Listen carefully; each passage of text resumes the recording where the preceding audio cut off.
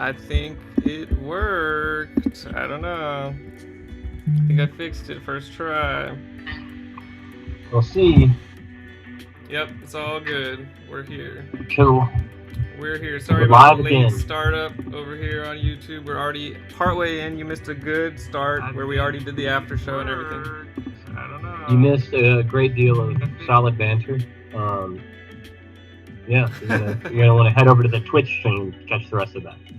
Yep, but we're still going. So here we go. Yeah, I would highly recommend watching both streams simultaneously. You know, I think it's a really rich way to experience. I'm sure they have the exact same delay and it will have no effect. Yeah, no. I mean, you can mute one, it's fine, but just play both of them, you know? Maybe a couple times. I'm gonna dive into his head a little further about this stupid internship.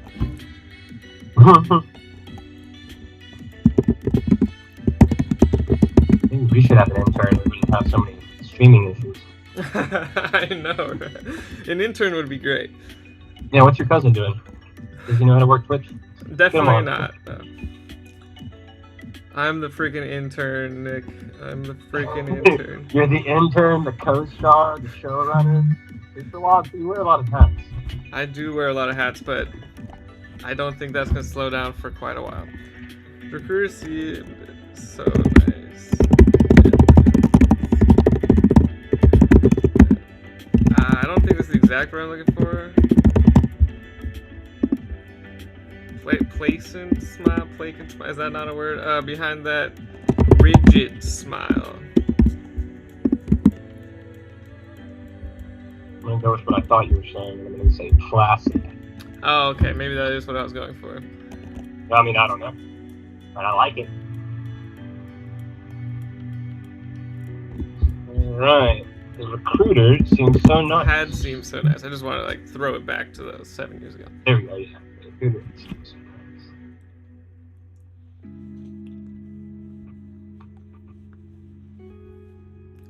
Something sinister is afoot.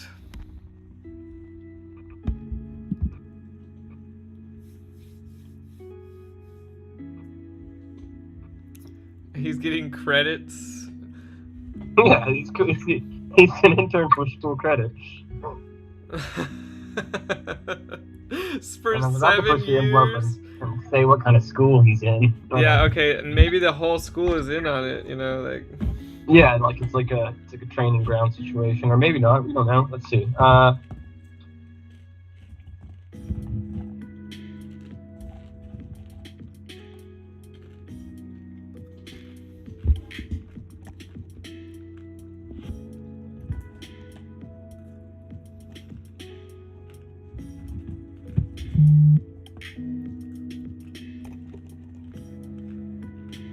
Pathos.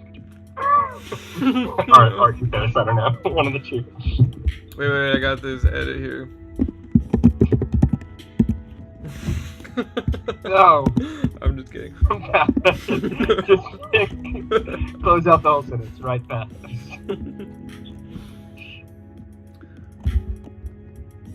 Oh, I got to do an edit. Hang on. Oh, I already did. I said pathos. Yeah.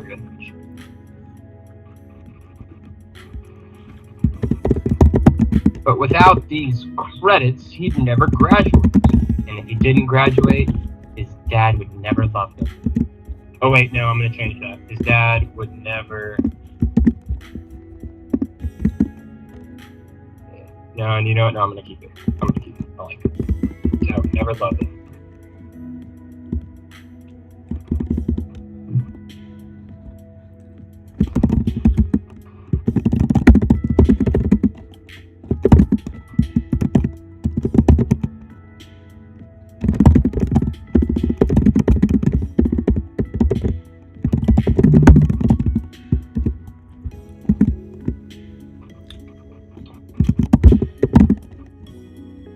Nice, okay.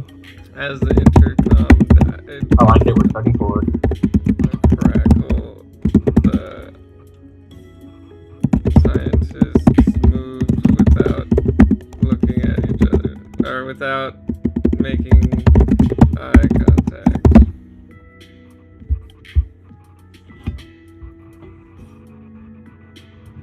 gonna say moved without so much as a glance at one another.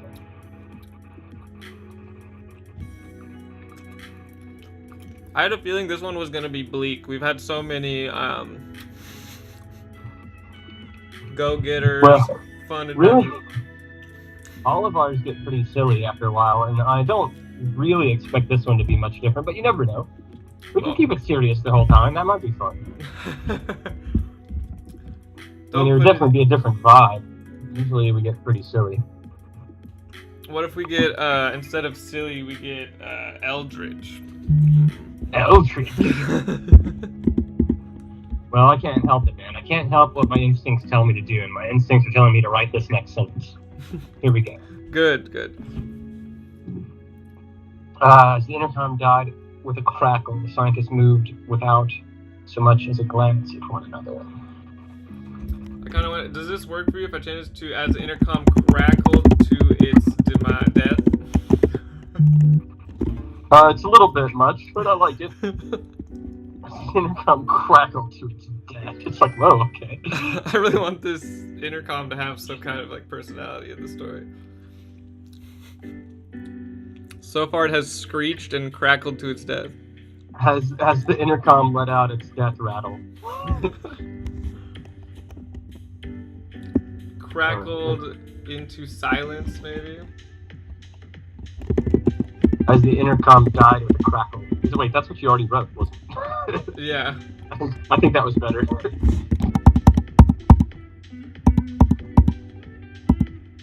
Yes, that is what I wrote. The nerds shuffled.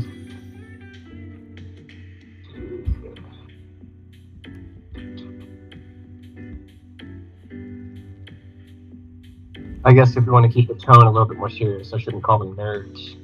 The words are going great. They're flowing like a river after rain. Oh. I like it. Okay, as the nerds shuffled into the cafeteria,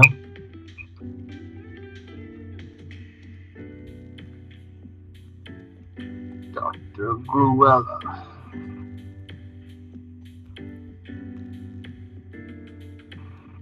Oh, Gruella. Okay, alright. You can change it if you want to. That's just what I'm going with. Began to speak.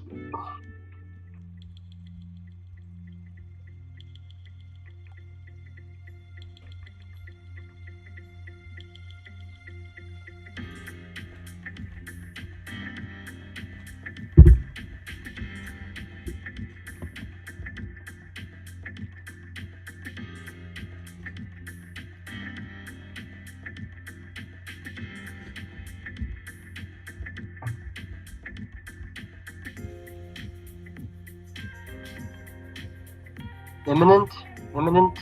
Is that how you spell imminently? Yeah, there's a lot of eyes in that one.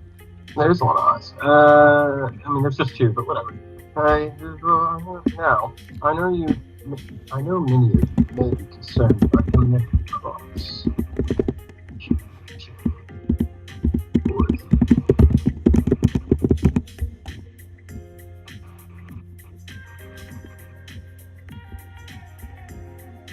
As the nerds.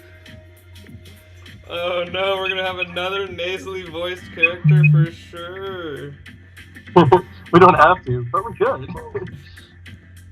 I can already hear their nasally voices.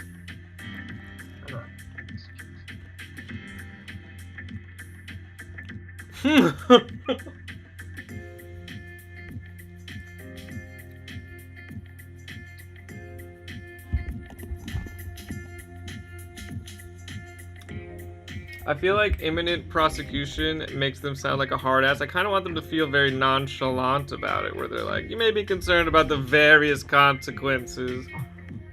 Fair enough. Do the edit.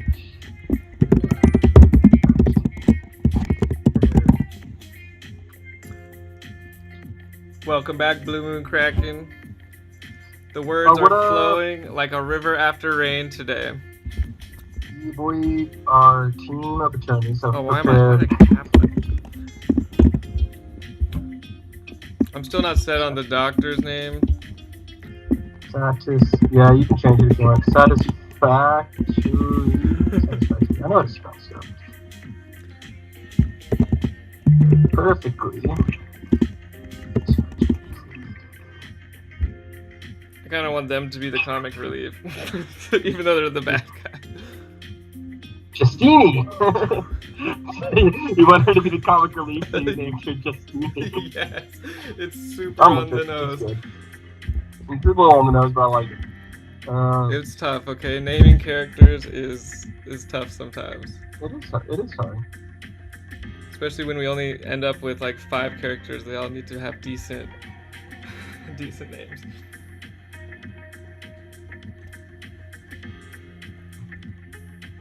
Alright.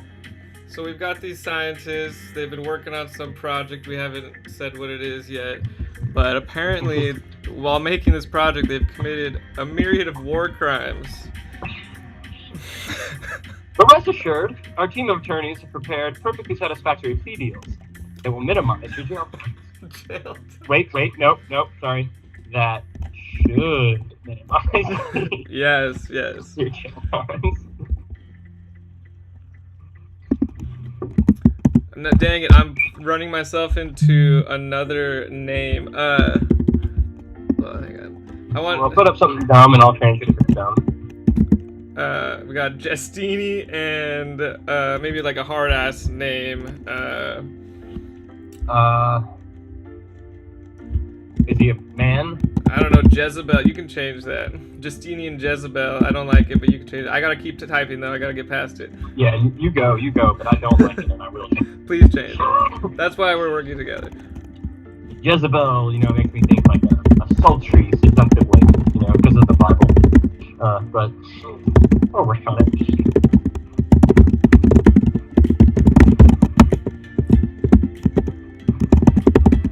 Speaking of the Bible, how about Dr. Jericho?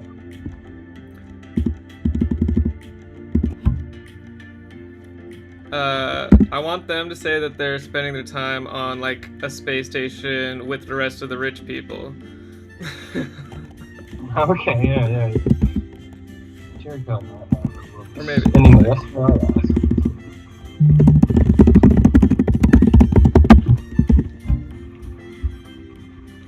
Okay, it's apparently planet But destroyed. as for Dr. Jericho, I'll take I'm just doing something in between the sentences, so it's not just a shit ton of dialogue. Okay.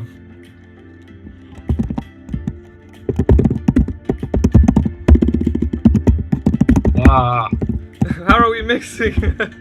You backed up all the way. You backed up to where I was. It's the delay. I'm just gonna let you go, and I'll come back in a second.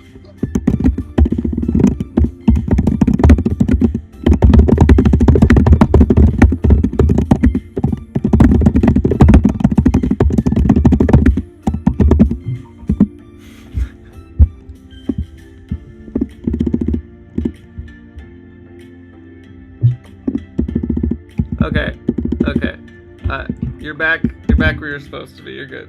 Okay, the scientists glanced at one another for the first time in years. Wow. They've never looked at each other for years. Yes, we're both writing on the same document, and he has a bit of a delay, or we both do, between each other. So sometimes it gets a little chaotic, but we're really just trying to work together here. Are you talking to a viewer? Yes, we got Blue Moon Kraken in here with us. They're having a good time. Blue Moon Kraken? That's tight. I'm a winemaker selection classic series Kraken. Good stuff. Wow. Alright, here we go. What a mouthful of a nickname. Yeah, that's what they call me though. There's nothing you can do about it. The scientists glanced at one another for the first time in centuries, no, in years, before one of them made a break for the exit. Okay, here we go. I'm going to come in and I'm going to edit this sentence a little bit. Glanced at one another for the first time in years before one of them made a break for the exit. In years.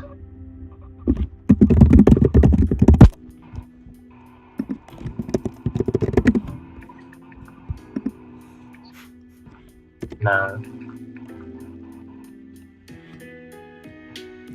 like where this is going. I'm not too keen to find out what happens to the guy who made a break for it, but...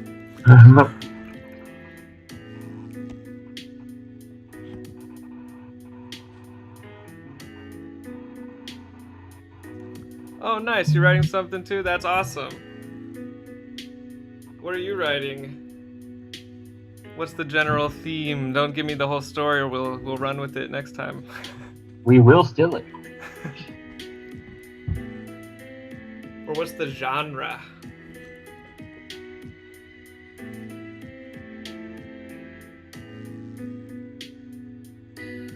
Need a break for the exit. Jericho.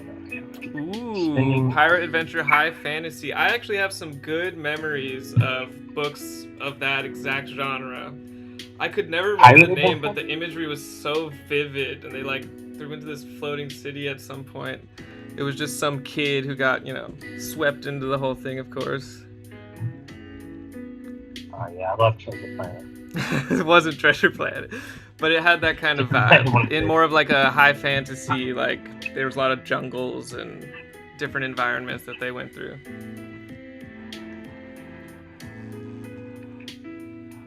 Yeah, we're both also working on our own stories, but this is a sort of thing we started doing where we would just have a collaborative writing session. It ended up being a lot of fun. Yeah, we just did it for practice at first, but then yeah, it became a fun game that we've been playing like every week for a while now. Almost every week. Yeah, we had a little break there, but we just got back into it. Decided to see if anyone was interested. Alright, does that count? Because I added at least a sentence within what you had written earlier. That's fine. Or should I write another thing? If you really have one, please take it, because it'll take me a second to get there. Alright, I'm gonna go on. You read what I've done. Jericho.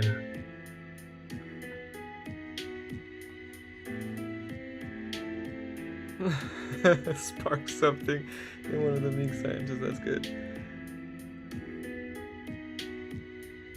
Yes, and he plows on. Yep, he's calm as ever. And I, however, will be spending the rest of our lives pleasantly aboard the mission to find a new planet. Yep.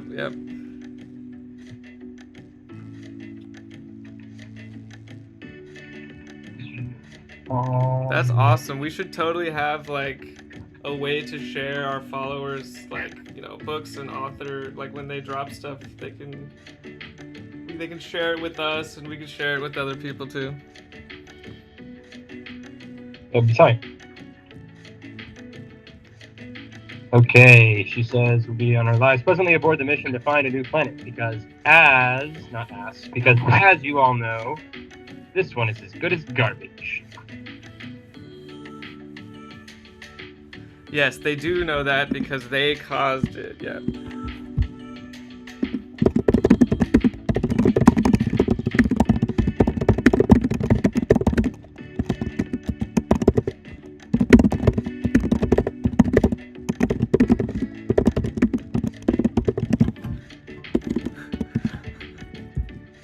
I love how, like, basically, when we're writing this way, we, like, neither of us wants to be the one to make the big play of, like, what they're actually doing, so we just dance around it for, like, half a page before somebody finally is, like, kind of forced to decide what was so bad that they did. That is a real pattern in these exercises. There's a real dance at the beginning to decide who's going to drive the plot forward. He's asking, or Blue Moon says, did they cause it though, or was it just a misunderstood mistake? Maybe they were framed. Well, so far we've established that they and have been doing some sort of project for 7 years. We just haven't really revealed what that project is yet, or like how much they knew. I don't think they knew what they were doing, at least at first, you know. Yeah. By now they definitely have figured it out. They're complicit in whatever happened because they know they've done something wrong. They're very aware of it, but it sounds like most of them didn't have a choice. So it is a little about they are kind of being framed, but they were complicit at the same time. Like Nazi Germany. Yeah, I know, internships. Apparently they were only getting school credit for all of this. Yeah. They weren't even actually making guala. They weren't even after the koala. That's the true evil.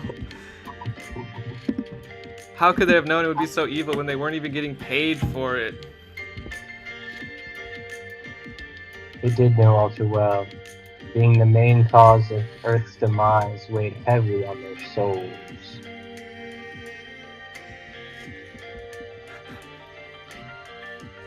See, I was just hoping you're gonna drop what happens next.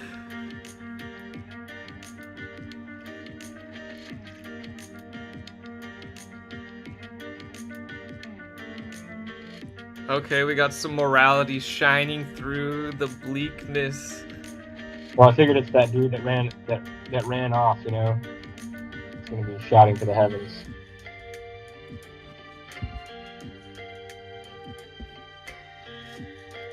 I feel like since they are scientists, maybe...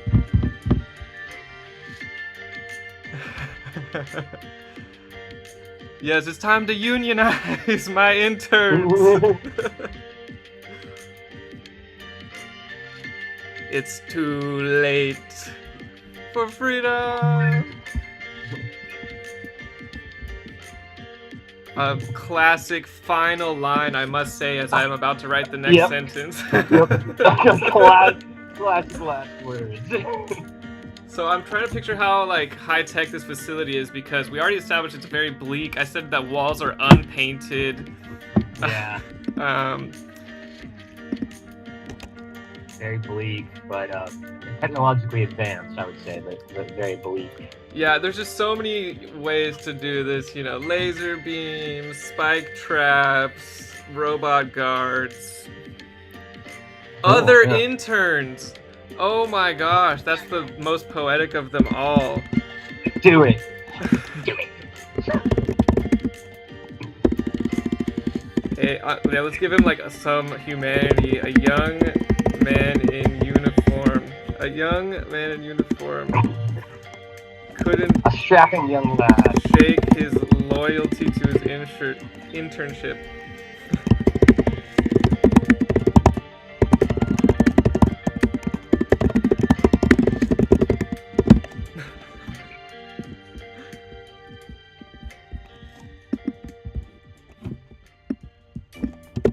I'm gonna change it from man to onlooker, because man doesn't really give like any, you know, much description. Yes. A strapping young onlooker. I'm glad you like it so much. We really like, it's fun every time we do it, and we've made some like really crazy stories. Yeah, they're not all winners, but I feel like a good proportion of them end up being very fun. Yeah, we've had some that are kind of mid, but other ones that just like, at the end of it, I can't believe we just made something that good in like 2 pages. We usually only write like 2 to 3 pages. He said, What was the craziest? The craziest one, actually, we're not allowed to talk about. We had to lock it in a vault and drop that vault into the bottom ocean. Of the ocean. It actually can never be read by human eyes. It's that profane. It's that obscene. It must be kept under lock and key at the bottom of the ocean until the end of time, or until somebody discovers it. And maybe that somebody is you, cracking Blue Moon, or Blue Moon cracking, whatever. I forget.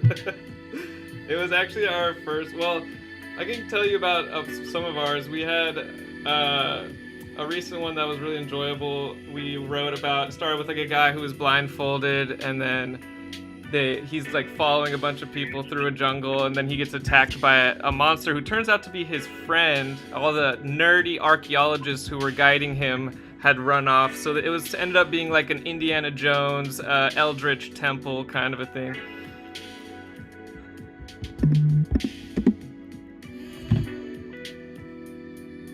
With his monster buddy, who spoke in all caps like death in Terry Pratchett. Yeah. He's not dead yet. Oh no, you're gonna drag it out his death. Yes, I am. I shot him, I thought it would be plain and simple. Nope.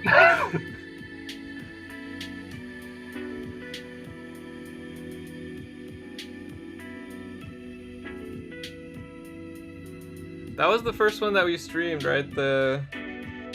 I don't remember the Eldritch personally. Temple one.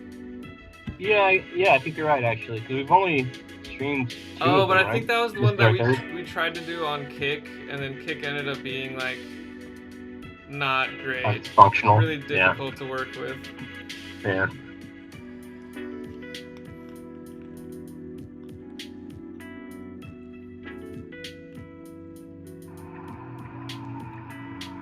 But all of our last 3 anyway, after Kick, they're up on our YouTube, so like this will go up there after this too.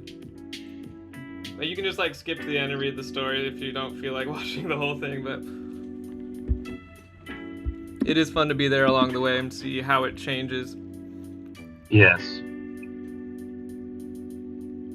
Sorry, I'm kind of going off here. Yeah, it kind of does have like an RPG, D&D kind of a vibe, how we have to, we're like building a story, but it's more direct because we have like, so we're both the DM kind of. We have as much control as we want.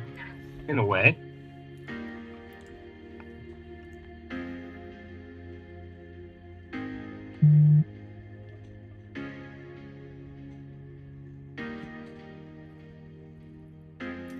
Yeah, and Nick here is always throwing me under a bus. I feel like I'm like, okay, I think I know where this is going after I write a sentence, and then he just flips it, and I'm just like, oh no. Throwing you under the bus. What have you done? The strapping young onlooker in uniform couldn't shake his loyalty to the internship and his loyalty to his internship and fired a blaster on instinct. No, groaned the wounded scientist. The Druids cannot be silenced! One by one, the stone-faced scientists surrounded the crawling figure with blank, almost remorseful expressions. No! And stomped the life out of the dissident. No, okay. We had one character, right? His name is what? Terrence. Terrence. Terrence used the opportunity. I have to create something good out of this. You gotta get some forward momentum here. Yep. I'm certainly not gonna do it. Yeah, you always do make me push the plot forward. But you do build the world more, too. I'm a flavor guy. I'm more of a flavor guy. Flavor Flav. Flavor Flav. Wish I could remember one like, Flavor Flav. What sucks is that I kind of like dug myself into a hole by establishing that it's really hard to escape. Like, this guy just got shot instantly. Yeah. Too late. Ray, oh, wait, I know what to do.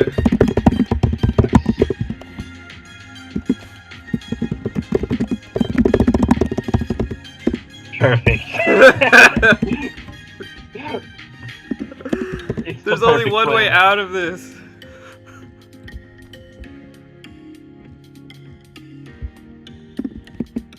I've put it as a period because every time you say that, it is more of like a statement, right? But no, it's a question mark. Did we stick with Gorilla? No, you changed it to Justini. Yeah, sorry. Yeah, Justini, because they're so like chill about this whole thing.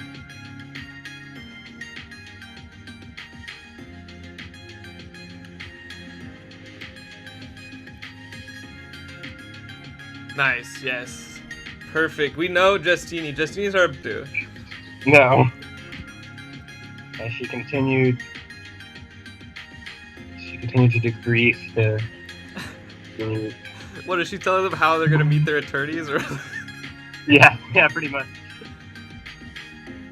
Call this number, and you have to wait at this corner for 2 weeks, or no, 2 hours, and a car will pull up with no license plate. Calamity. And their legal options. If he comes back, I'm gonna have his last sentence, like finishing his thing, be like, so yeah, just get into the unmarked van and do what you're told. Justini, I thought was a woman. Yeah, you're right. Okay. Cool. It was pretty androgynous at the beginning because it's Dr. Justini began to speak. There is not much after, but yes. Yeah, you know. And then Justini plows on, you know. That's pretty androgynous as well. Plowing is a very androgynous action. That's actually not true. It's traditionally a masculine action, but it's okay. Our verb. Yeah, but Justini is into that. Okay.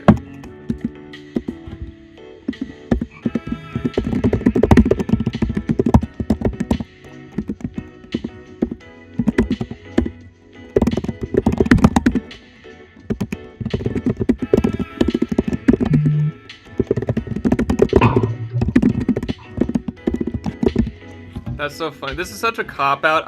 Instead of saying what he's gonna do next, I just say that his heartbeat pounding in his ears was making it hard. Yeah, perfect. That's the name of this game, really, is us going back and forth and seeing how long we can delay what is going to come next. Unless one of us has an inspired idea, Which happens sometimes, yeah. It happens from time to time. All right. Okay, so once in the hall, Terrence's heartbeat pounding in his ears was making it hard. I don't know. I couldn't think of a better. If you could think of a better way to describe how loud his own body is reacting, that's better than that. I would be open to it. I would say the pounding of Terrence's heartbeat was making it hard. We could move Terrence to once Terrence was in the hall, his heartbeat. Yeah, there you go.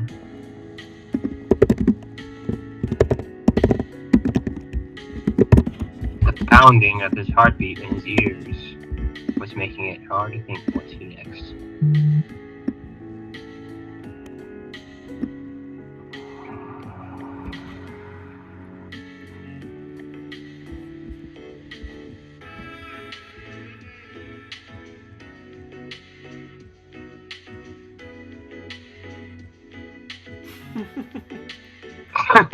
That's pretty clever.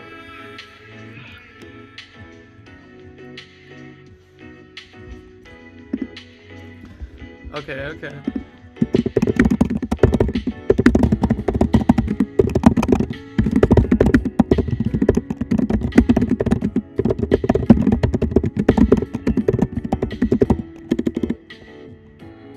I'm gonna say, instead of making it hard to think of what to do next, making it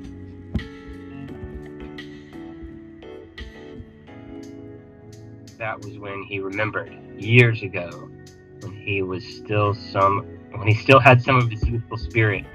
He had hidden something perfect for this situation. No, you bastard! No, okay, I'll pick what it is. Nice. So, something perfect for this situation that will be revealed in the next sentence. Yes, exactly. A crusty old USB just for something, just waiting for I'm so fucking wordy for something like this to happen. Well, you said it last time, whenever we do this is it's like a first draft, and it's often even more rough than a first draft because we're not even writing the whole thing. So, yeah. What's wordy and what doesn't flow right, it can always be fixed in the edit. But the thing is, we never edit these, so yeah, they're gonna be.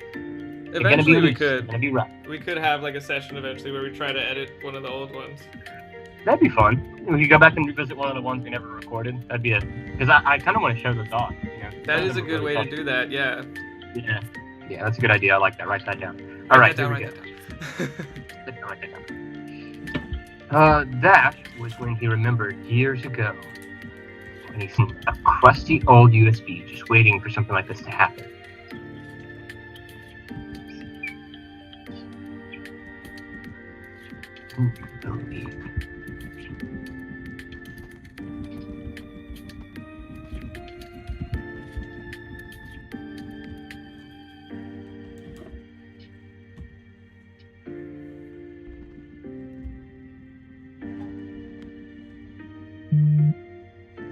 What's a classic office?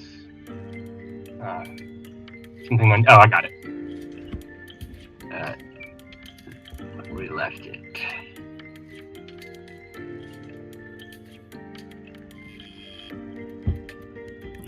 That's right. I imagined it was hidden in the bathroom, but yeah, it could be anywhere. Yeah, me too. But he had to go to the bathroom first. It's a separate trip. Still zipping up his fly. He couldn't believe it. Nice, very good.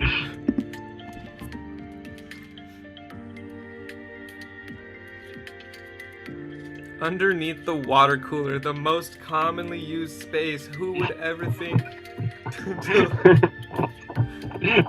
Well, the only internship he could get was at whatever evil facility this is, so maybe he's not the best thinker.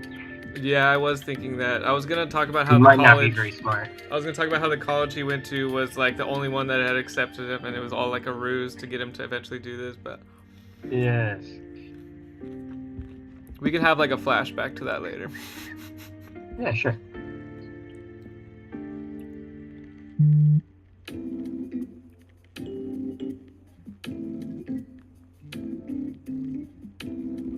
Pando, leave our guests alone. Stop telling them you're hungry and asking them how they are. The cat that's on the screen, the little pet that's hanging out with us. I see. What's his name? Pando.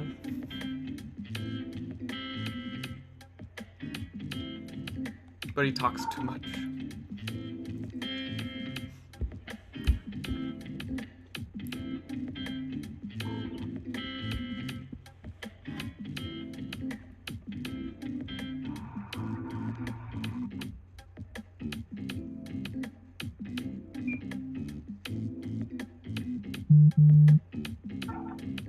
How do you like that? On the back of his neck, yep, that is adding some very interesting lore to these scientists' lifestyles. There it was. And started downloading the last of his youthful spirit that he had stored on the drive. Oh my god. That's moving the I plot got forward. this. Yep, that's sure. Yeah, that's a solution to the end of the world, Nick. That helps me so much figuring out how to fix this. Well, maybe you can change it if you want. No, it's fine. It's fine. I can- moving something forward. I got this. I'm gonna unionize the interns. If I can Nice, okay. get this into the necks of all of my coworkers, maybe we can finally unionize against our. Ooh, here's a chance to give any descriptor to the bad guy, their bosses. Are they demonic? Are they culted? No. Utilitarian. Well, what they really are is just uncaring, right? Like they're willing to Yes. destroy the world. But there's got to be a better synonym for uncaring, which I'll just leave here for now. Okay. Overlords. Fuck bosses. And get this into the necks of all my coworkers. They can finally unionize against their uncaring overlords. And cold, calculating overlords. Yeah. We get some alliteration in there, in the adjectives. That always helps.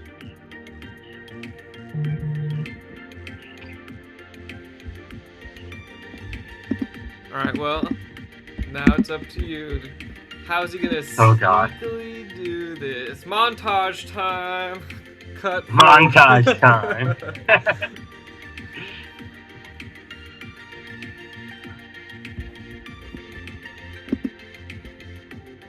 Oh, whoops. What? Just ignoring the word if? Okay. Oh. I see. Yes, we need montage music with the montage. That's a Blue Moon suggestion. Nice. Oh, that's actually genius. He creates a distraction with our favorite character, the loudspeakers. Put some montage music on. That's not where I was going with that, but Fashion is rudimentary. What? What's?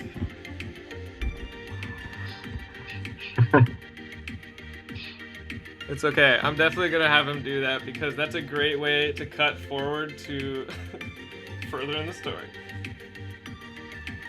And it's fun. I was gonna have him write on a sticky note and put it on the USB drive, and it says "Youthful Spirit," and then he sends it down in a fishing pole from the vents and dangles it in front of his coworkers, and they're like, "Oh shit, Youthful Spirit! I haven't had this in years." Plug it in. Yes, Blue Moon, we're very open to suggestions because it's just kind of like a puzzle that we're putting together, and we don't even know where all these pieces are. So if you hand us a piece, we're probably gonna put it in the puzzle and see if it works. Yeah, we'll run with it. If it's good. Flip it around at all angles, see if that works.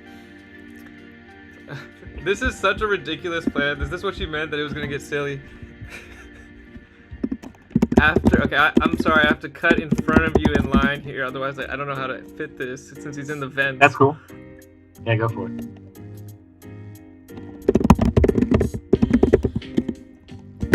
He's got some skills. He breaks into the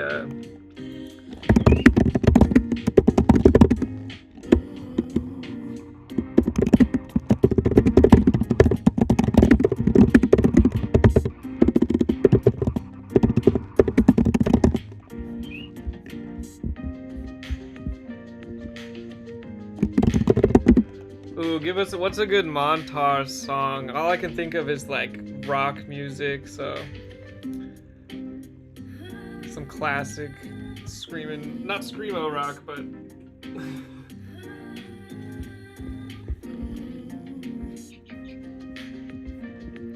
what is the soundtrack? I mean, I have a tiger. Well, he's about to go fishing in the vents with just using this as a distraction, so like. It's the Eye of Tiger, it's the thrill of the fight. Eye of Tiger is a pretty solid classic. We're not gonna take it. Oh, that's actually very thematically on point. It's on theme, yeah. What's the name of that song? What's the name? Probably We're Not Gonna Take It. That would be a good one. I think we're gonna go with We're Not Gonna Take It, but I don't know what the actual. Twisted Sister. It's We're Not Gonna Take It by Twisted Sister. I looked it up. Okay, cool. And how do you input that into, like, does that have to be italicized, or I need to go back to English. No, I think just capitalized is fine. Yeah, just capitalized. I don't think it has to be italicized. Yeah, we gotta get real specific here.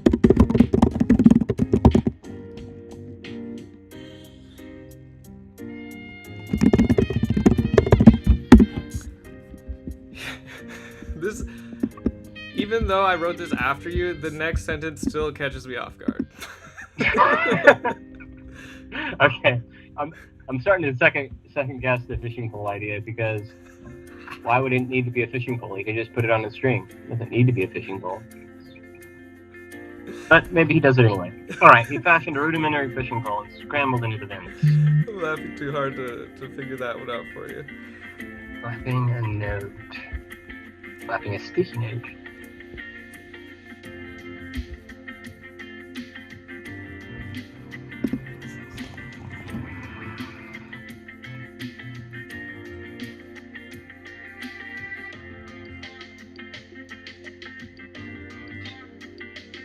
I was more expecting, like, so, you know, like he fashions a rudimentary spear or something like that. But, no, he needs to foment. You're right with the direction. We're going to take it, we're going to unionize. He needs to foment rebellion, or foment distrust in authority amongst his coworkers. And he's going to do it by dangling a USB drive in front of him that says Youthful Spirit. Youthful Exuberance.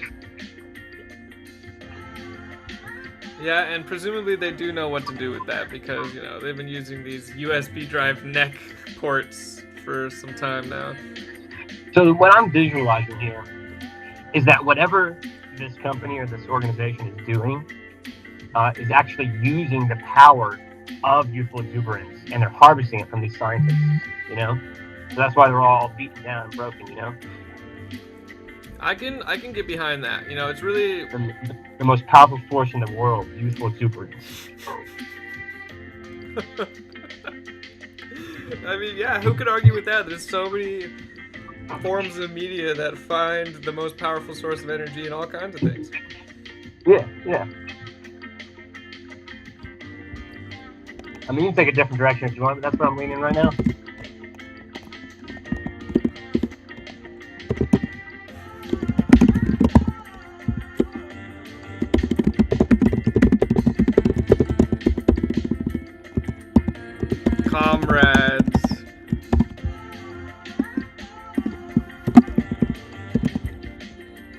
This union will be so powerful. It's gonna stop the end of the world. It has to.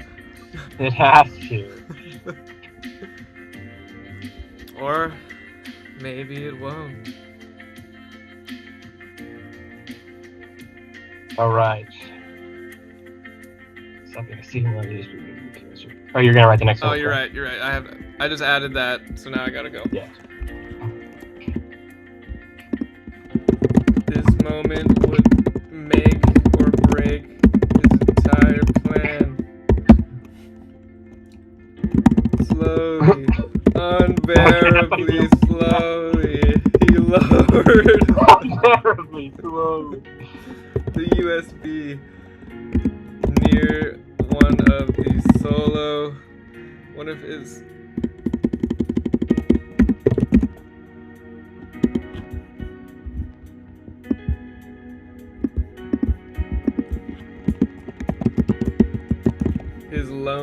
they can't be caught. One of his lone co-workers getting snacks mindlessly in the break room.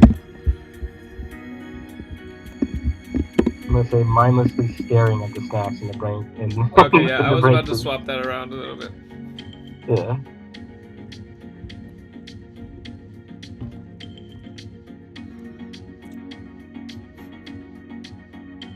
There we go. I'm so nervous because you have control of what happens.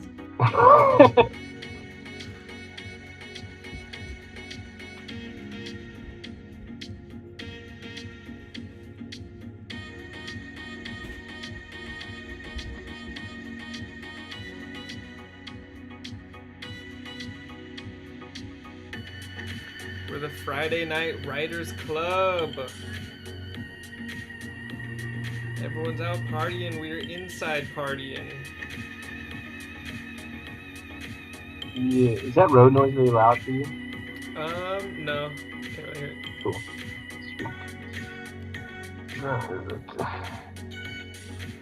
Looked up in a daze. I'm gonna change this. The shell of a man. That's nice. Looked up in a daze.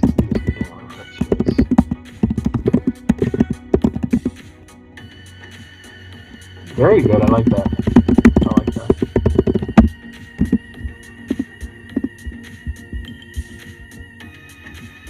Yes, alright.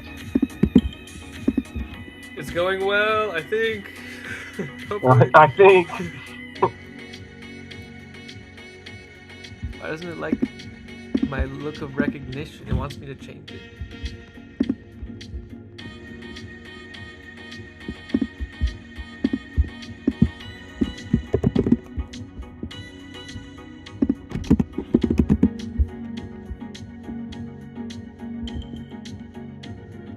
There you go. Yes, the lore. Where has the youthful exuberance gone? Just picture all the children in the world looking like old people.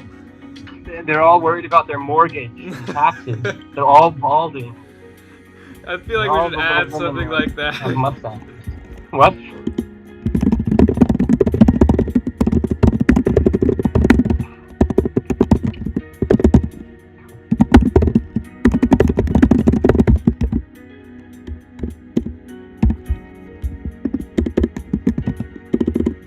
Nice, yeah, put it in there.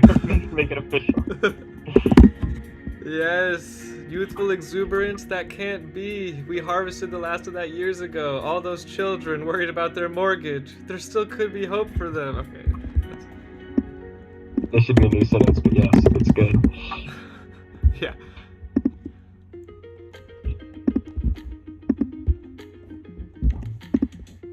Worried about their mortgages. It's multiple children. Ha.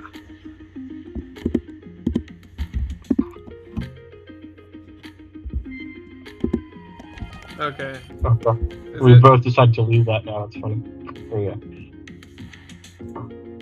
That could be a chance. Is it my turn or your turn? I lost track. It's me. We both got so excited about the youthful exuberance and the mortgages. Hey, we got the plot, man. We're moving forward. We figured it out. We found the plot. We found the plot. This organization has been harvesting the youthful exuberance from the world, including their own scientists. For what? We're not exactly sure. but some sort of we know that doomsday that's what they've device. He eagerly jammed the USB into his port. We found the plot, and it's a new age classic. It's like Brave New World up in this bitch. You're like it's like the Giver. Or, is that right? Is that the one where it's all black and white all the time? It doesn't matter. All right, here we go. He eagerly jammed the USB into his neck port.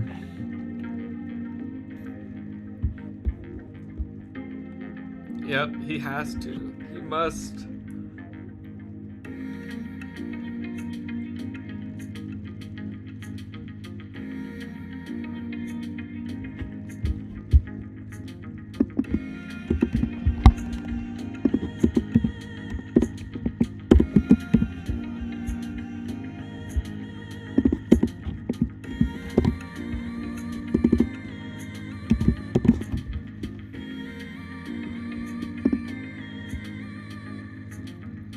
Nice. What is youthful exuberance? The spray from a water gun on a hot summer day. The final bell on the last day of school. I need one more example. Yeah, okay. One more thing. What's youthful? Staying up late on a hot summer night. We already used hot summer something. Oh, okay. A warm summer night. The cool breeze as he rode his board with his friends. Yes. The orange slices at halftime during his sports games. Very good. Very good. Love it.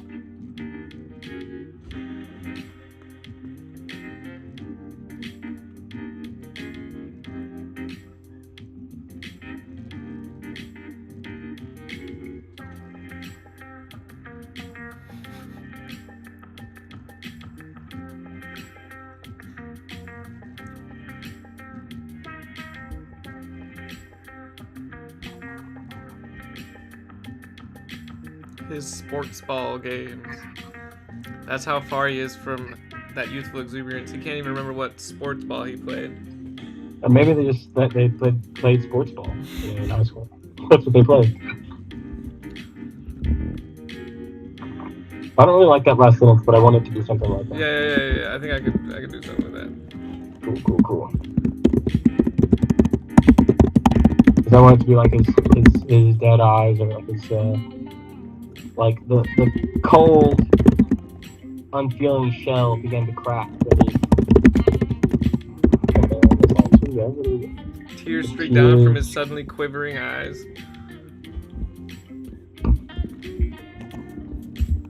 Tears ran down his face like a river after rain. That's the third time you said that tonight. I like it. It's a good simile. It is a good one, and I promise I won't use it again for today. It's good. I mean, it's an alliteration and a simile. It's good. Tears ran down his face like a river after rain.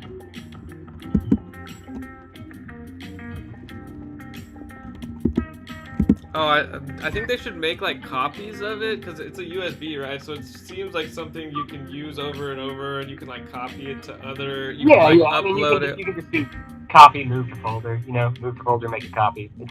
It's not like a. Well, shit. It has to be like a limited resource if they were harvesting it. Doesn't matter. Well, let's not get stuck in the weeds here. Well, they were limiting it by like controlling the supply, Yeah, and it's like gasoline, They all had the little spark, like a little pilot light of youthful exuberance in them that had no fuel, and it's like adding fuel to it. Yeah, everyone's all out of gas.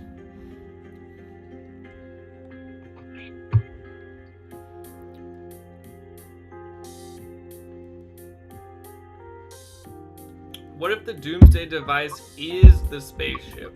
Like, as they leave, they use up all the resources or some shit. Okay, yeah. Like they're powering their ship with youthful exuberance. Is that what you're telling me? I mean, yeah, it sounds like that's the most powerful source they could use. Yeah. It sounds like it's the most powerful fuel they could possibly find.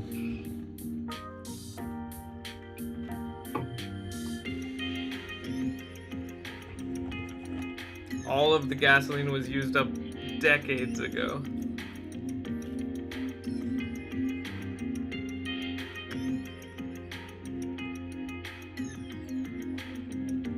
It's already like almost apocalyptic. Like there's not, the atmosphere is so full of clouds that there's like, you know, hardly any sun for solar power. The winds have stopped. The trees are dying because you have to like manually pollinate them now.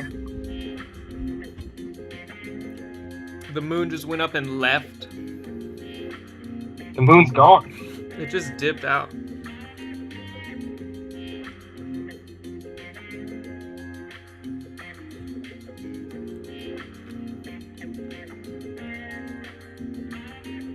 All right. This is one of those stories that you need a whole D&D like guidebook to figure out the world.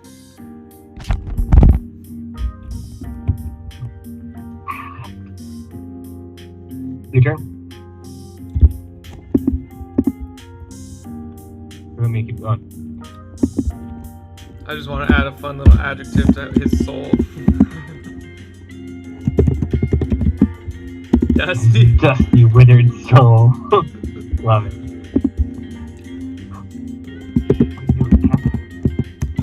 Spring into action.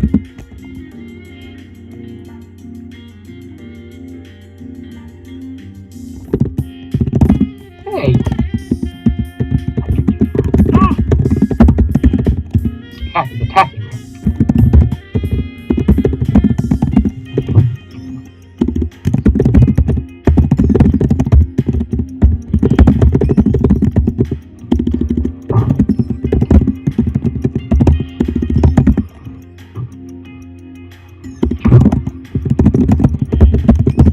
This story's a little different than most of ours. A lot of our stories kind of revolve around character. Yeah, and this Kinda one like revolves around like, goofy characters. This one's a lot more world building. yeah, the world itself at large more than the main guy or whatever. Yeah, we don't know much about Terrence or Dr. Justini or any of these other I feel like nameless drones. it's helpful that we establish that there's not much of them left to know. Like they're all very like droney and but they're like coming out of it. Like so I just said he's eager to assimilate them. He's heading out on his mission. Okay. He sprang into action before realizing that he must blend in. Oh, he sprang into action before realizing that he must blend in. Slowing his pace as he exited the break room, he sought out his other coworkers, eager to assimilate them. Eager to, I'm gonna change that with my edit. No. How could you come up with a better word than assimilate? That's like a multi-point word in most word-based games. I feel like we need to assimilate is the vibe of the evil overlord, you know? We're talking about youthful exuberance. Okay, alright. Yeah. My Assimilate love for the word the overtook conformity, the meaning. you know? We don't want conformity, we want youthful exuberance.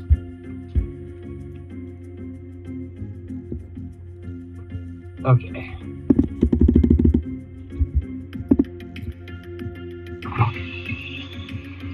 My turn. Yep, it's time to start. I always say this around this time, but it's time to start making those big swings. Yeah, it's time to start really making things happen here. Alright, let's think.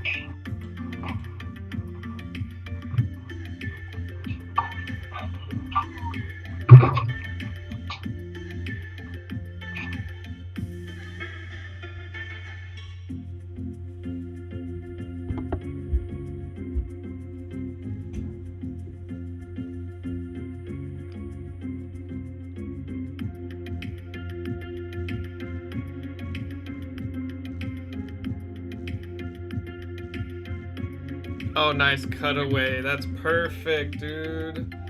Here we go. Just in time. Just in time, change the scene. Doctors Justini and Jericho. Is that how you write that? It just looks... I don't know how to write it. It looks That's really how you say not it. right, but... how you say it, but I don't know how to write it. I think you probably just write out doctor. Yeah, I think so. Doctors Justinian and Jericho strolled through the war room. Not war room. Strolled through the I don't know. They could have a war room. I did establish Alright, that they're war room. calculating overlords earlier.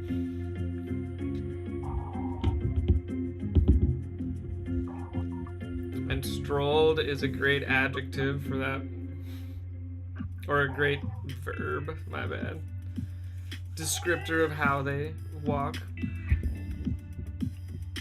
They see me strolling.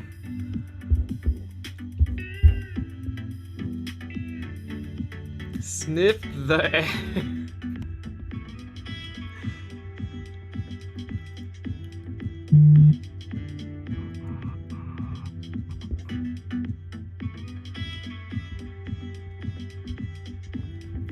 Is it too big of a swing to have one of them have eyelids that close sideways underneath the regular eyelids? No, that's cool.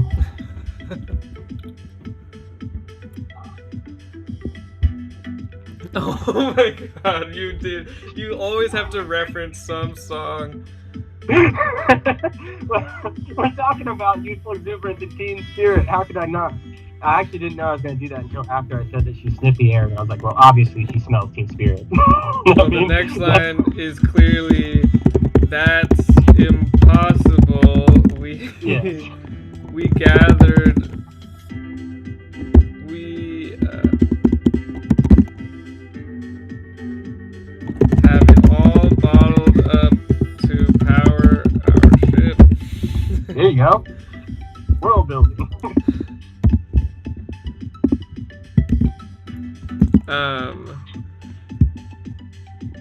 Justini looked around, seemingly nervous for the first time.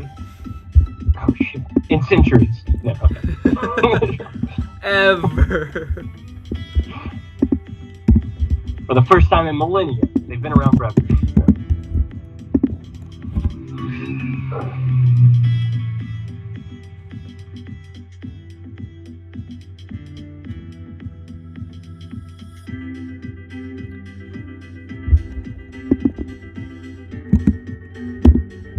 Yes, everything's in years. Not much has been happening in years, basically, here. Yeah, I mean, everything's been so mundane.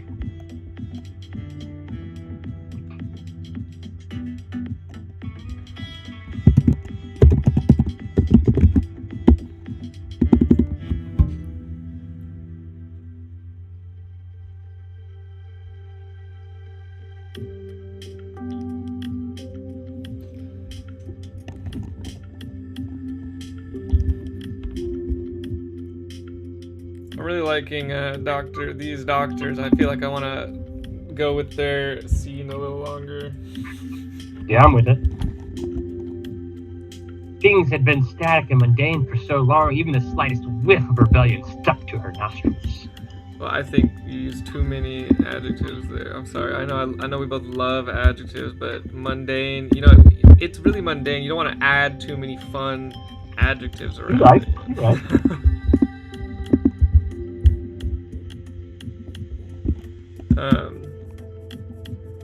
Okay, so that's Justini, okay, so Justini's the funny one, so they're gonna Jericho hardly speaks everything. She's the unspeaking cold force behind all of this.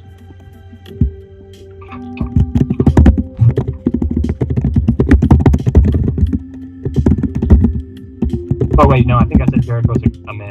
Well, should they both be women? I don't care. What do you think? I don't really care. I know Justini's a woman. But what do you feel? Do you feel Jericho's also a woman, or do you feel like she's a man? Or is she a robot? I feel like she's a man, but she's actually a fucking alien disguised as a man. She's an alien disguised as a man. Okay. How complicated can we make this character that we haven't really built out at all? Yeah, I say we don't even include that in the story. Just keep it in the back of our minds. Mm-hmm.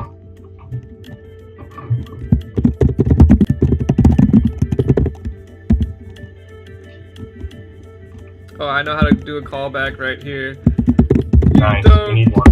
think they'll unionize, do you?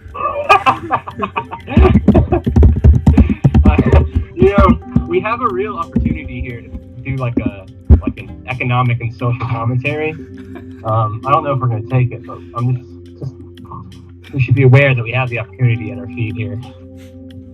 I'll keep that in mind. I mean, they're already referring to each other as comrades, if that helps. It does help. And these people talking about rebellion and unionizing. I'm gonna italicize unionize because she really thinks that's funny. Do we still have a guest, or are we're solo again? Yeah, man. Blue Moon's sticking it out with us. We super appreciate that, man. Honestly, I can't believe it. Thanks, Blue Moon. Yeah, they're doing a little writing of their own, so they haven't been hopping in as much, Cool. but they're here. No, yeah. I love it. I'm excited to hear see you around and get some future updates on your book, too.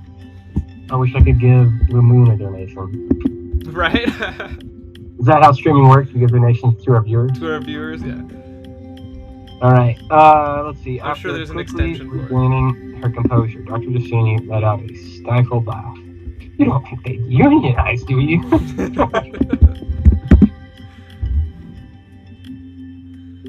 And then all too gravely. We already used impossible in their dialogue.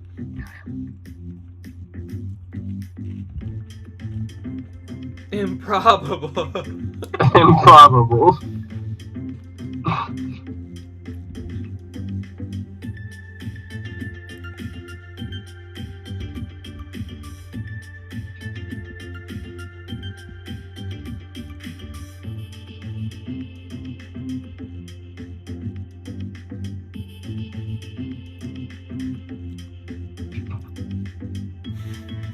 No unity. Yeah, there can be no shift.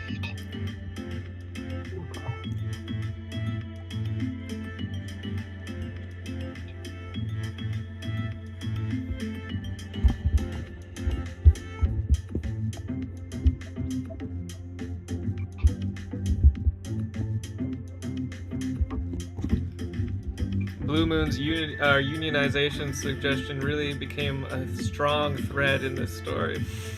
Oh, that was his? Yeah. Nice, love it. He said, imagine having a union formed against you by a bunch of interns. Is Cracking Blue Moon speaking from experience here? You don't think they'll unionize you? Okay, I got this. Well, I just have a little more flavor. I don't really got the next bit. Go off, King. I'm going. Go harder. Ah! Type better.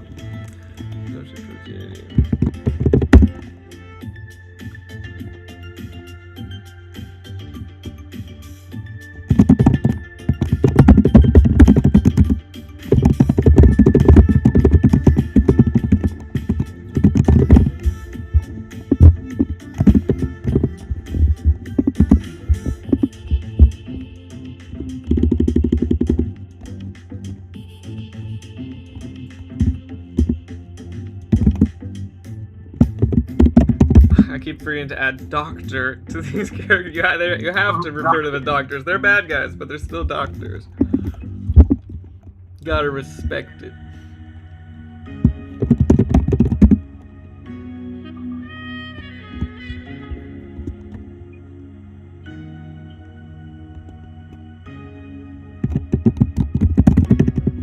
With a sideways blinking ahead, it went a bit too far.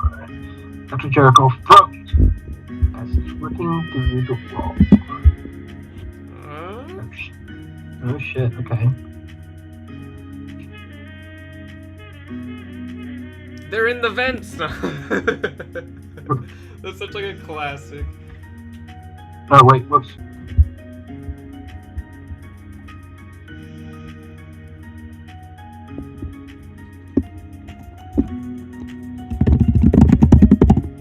I had to change your sentence, so I just made it. There will never be change. I made it stronger in their conviction. It will never be changed. No shift towards unity.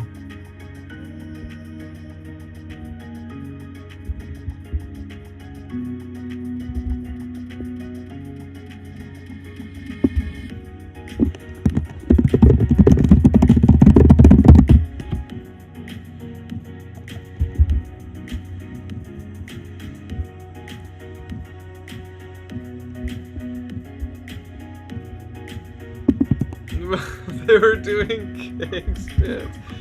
Yeah. They've got Youthful deal again. If we brought the Mad Lads here, they could save the whole world. Cloud Lads. Yes, those are some characters from our other story, the Mad Cloud Lads. Maybe we will. I don't know. We've already looked that one over again. I don't think we'll be editing. That's the thing. Like, I love the idea of going back and editing old stories as a way of introducing them on stream. But a lot of those stories I don't want to edit. Well, here's how to fix that. I could just make a copy of the story, and then we have that as the edited version. Of course. So we'll have 2 versions of the story. That's fair. Doing keg stands at the water cooler. Real Mad Lad behavior. The narrator thought to themselves.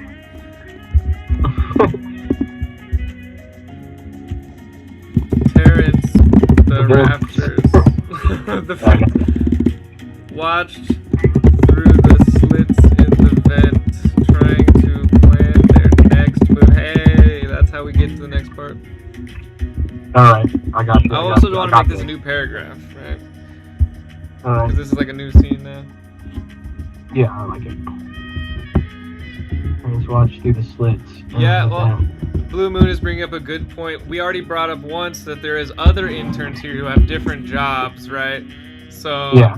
I think bringing in, like he's suggesting bringing in another science team that works on something else, right? They have a certain specialty.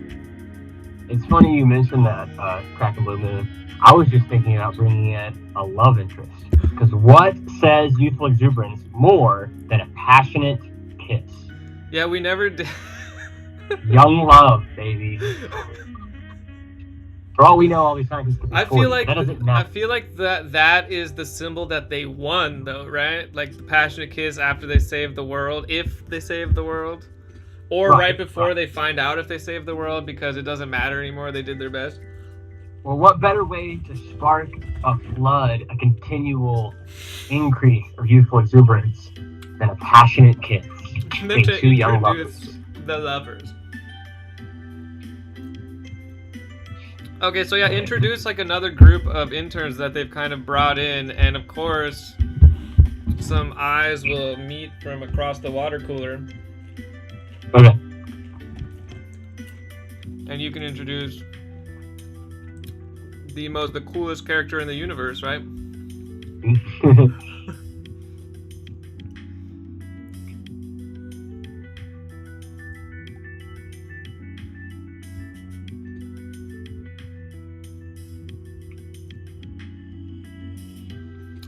We're not really sure. I think it is like a real plot, Blue Moon.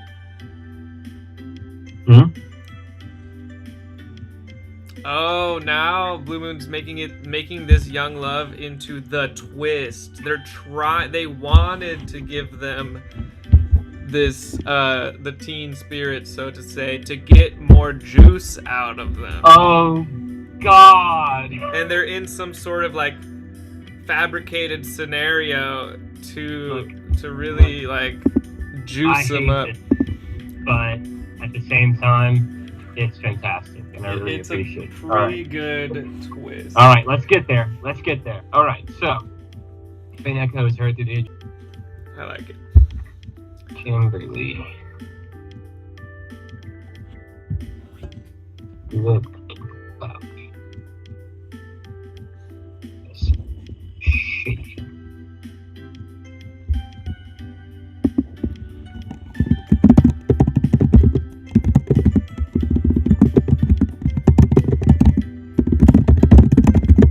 In order to make this more feasible with our last bit, because we were talking about it like it wasn't good for them, I'm just gonna have them smile in a natural little smile.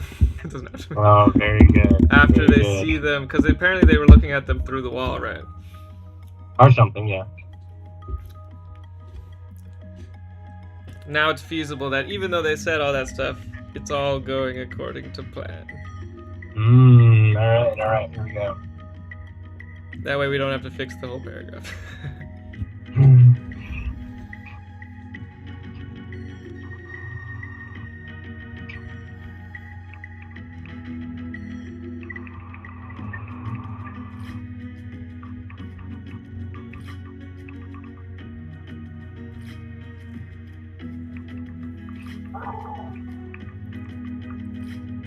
New character alert! We've done a good job of keeping it relatively simple on the character chart.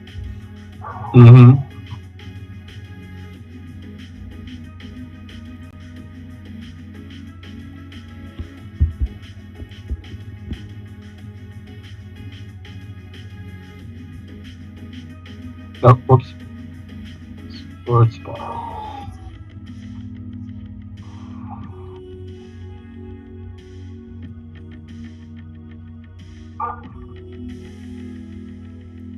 This would be another good montage scene of how wild and wet this party is getting around the water cooler. Yeah, it's so wet.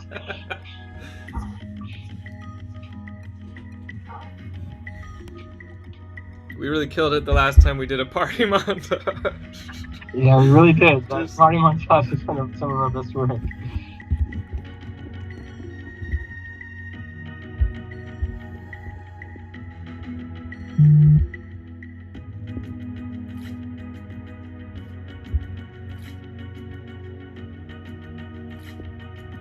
So wait, what? The adjourning wall? So this is like, these guys are on the other side of a wall? There's like a whole different party going on? There's like multiple parties going on as everyone... Well, I feel like Kimberly hasn't gotten the Youthful Exuberance yet. She's hearing it next door. If you want to change that up, I'm down. If you want to like, make it where she's okay. You know, I was going to just kind of introduce her and then she like comes in to see what's going on or, you know, whatever. Yeah, that works. I don't know, I read it wrong, because the way you said like the echo within herself just kind of made me think that it was she had just gotten plugged in or something. Here, I'll change it by adding the fuzzy memories. Yeah. Yes. The fuzzy memories of a warm summer night. And then it has to be deep within. Yes. Echo of something long forgotten.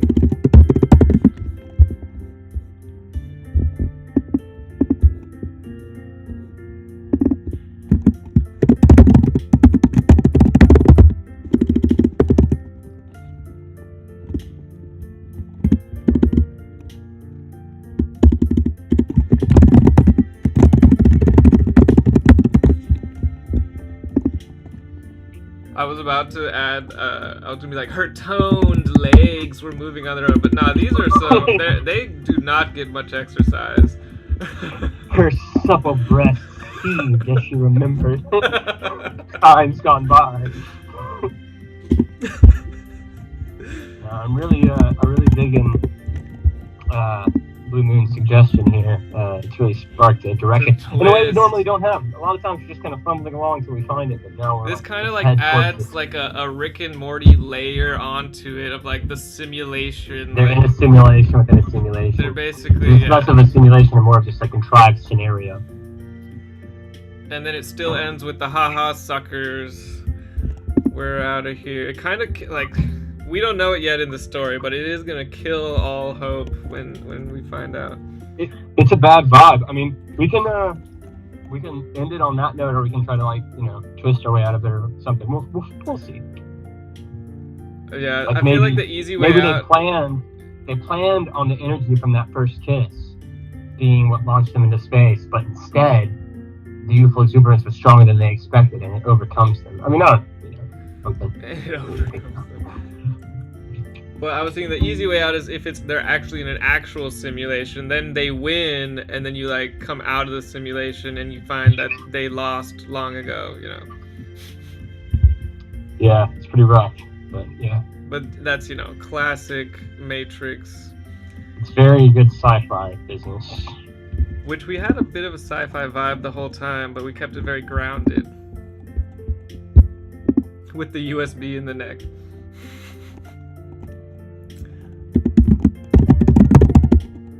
That's a new sentence. Before she knew it.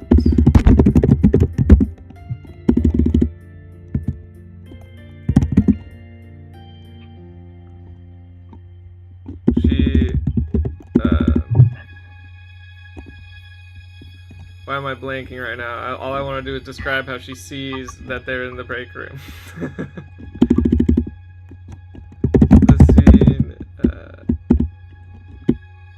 Before she knew it, she felt pulled towards the next room. Well, I said her legs were moving on their own, so I was gonna have her looking at the scene, you know, like.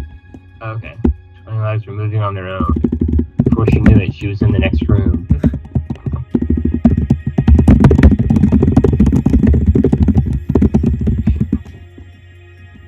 And a USB was plugged into her neck. Before she knew it, she had a USB shoved into her neck, non-consensually, might I add. Yeah.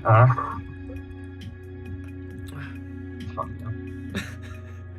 I'm just trying to keep us going here. Hey man, I appreciate it. We're moving forward. Because I know you're just going to add some flavor to this party, and I'm going to have to figure out what to do next. Yes. Her strong line. Take us to Flavor Town. When she knew it, she was in the next room with the USB plugged into her neck.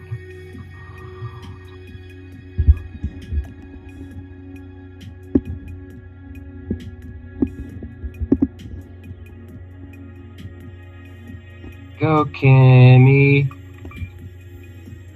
Go, Kimmy. Go, Kimmy. So this is how we're gonna cut through the scene. She's just gonna find herself doing all these things. It's such a rush.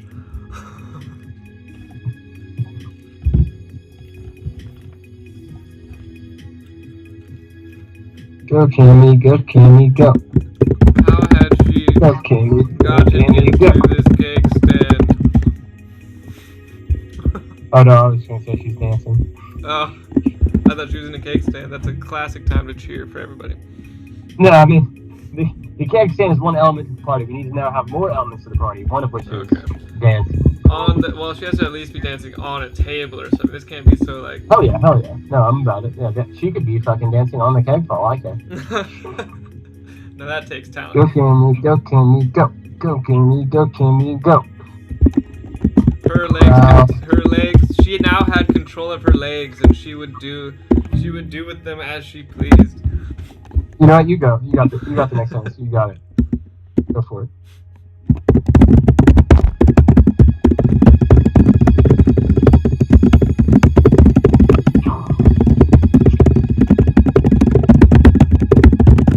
I stuck with what I originally said, halfway.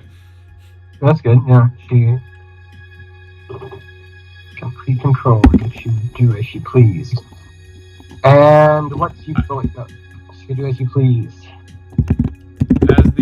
I could wrap up the party in like one more sentence and have her where you want her for your sentence.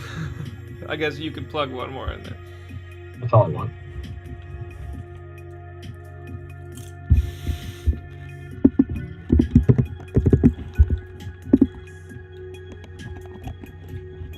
Terrence's YouTube playlist went surprisingly hard. Nice.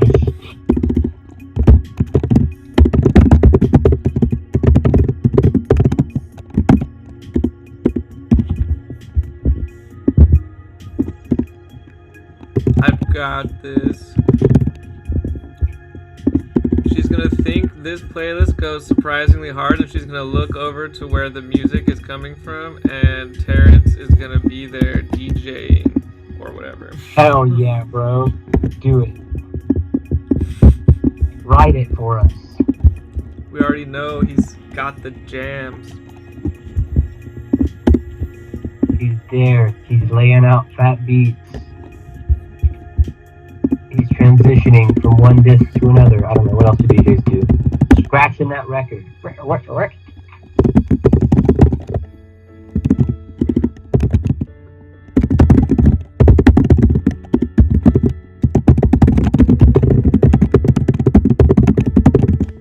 Okay, wait. I gotta come in on this. Do it. Do it. I got it. Take over. Terrence is... Okay.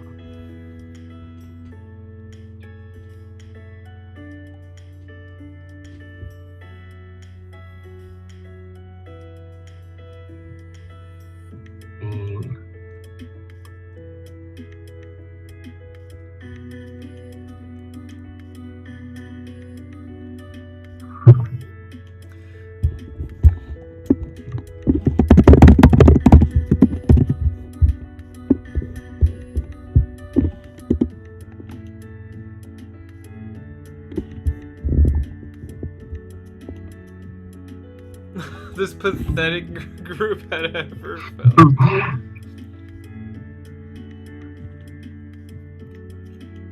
You're really laying it on thick there for our young protagonist. Yes. The gang. He looked like a glowing god as he... to her as he drops the bass. I thought it was gonna be as he cranked out banger after banger. No, as he dropped the bass.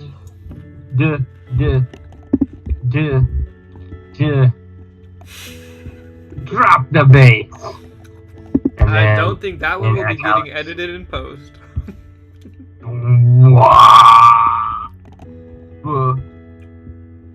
Somebody was flickering the lights. There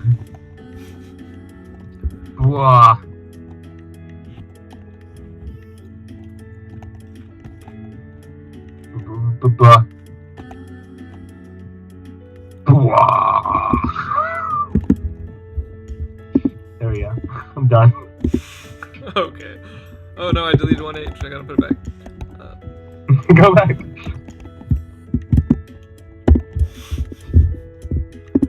I can't believe you successfully integrated dubstep into text. This playlist goes surprisingly hard. Kimberly looked for the source of the jams, and she saw a being laying down. You said that. Why are you surprised? Is that me? Yeah, a being. That's funny. I thought that was you. The fattest beats this pathetic group had ever felt. He looked like a glowing god to her as he dropped the bass.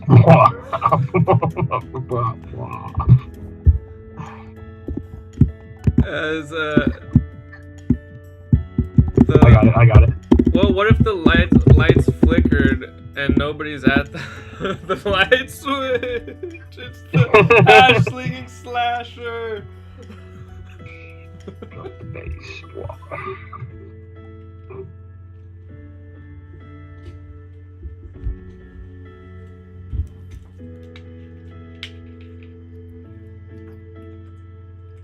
No, I thought I had an idea, but I guess I don't. I got it. I can integrate your thing and my thing. Alright, great.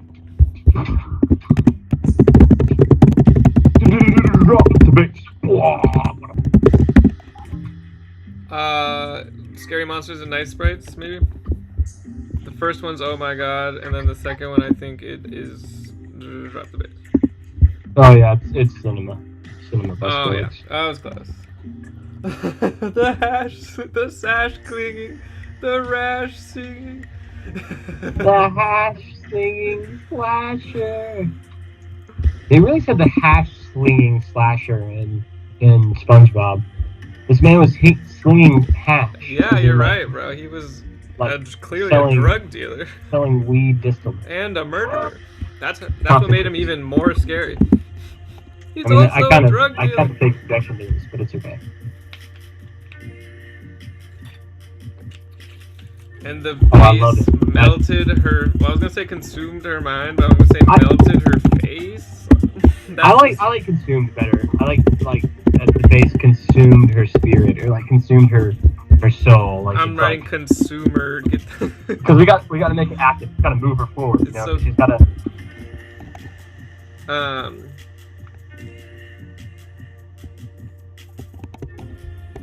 As the base consumed her, period. Okay, consumed her mind, propelling her into action. It could still be the hash slinging slasher. We never looked to see who was flicking the lights. Oh, whoops. Oh, of course, that's what you're adding to the story. What? It's not a Nick Calhoun story without sweat dripping from some source. What? Why is that emblematic of my writing? Since when have I said that people are sweating? You know. I am all about bodily fluids. You're not wrong. All right, here we go. Sweat drips. Yeah, it's okay. It's more of a bodily fluids thing, but the sweat really stuck out through.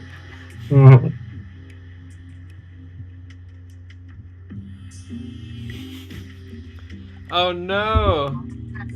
He said the stream's dead. This happened last time at this time, but it did come back on after a second. I could end it and restart it, because if I look at the app, it says when it came back on, was it continuous with the previous stream? Like it was all on video?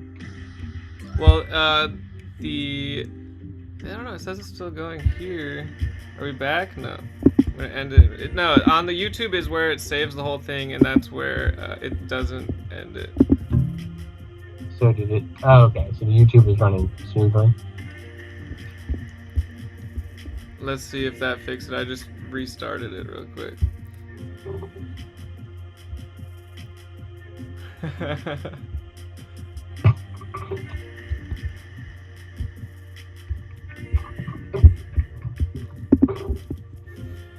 Is it working? Let's check on this one real quick. Looks like it's still good. Check on this one again. Let me restart my app.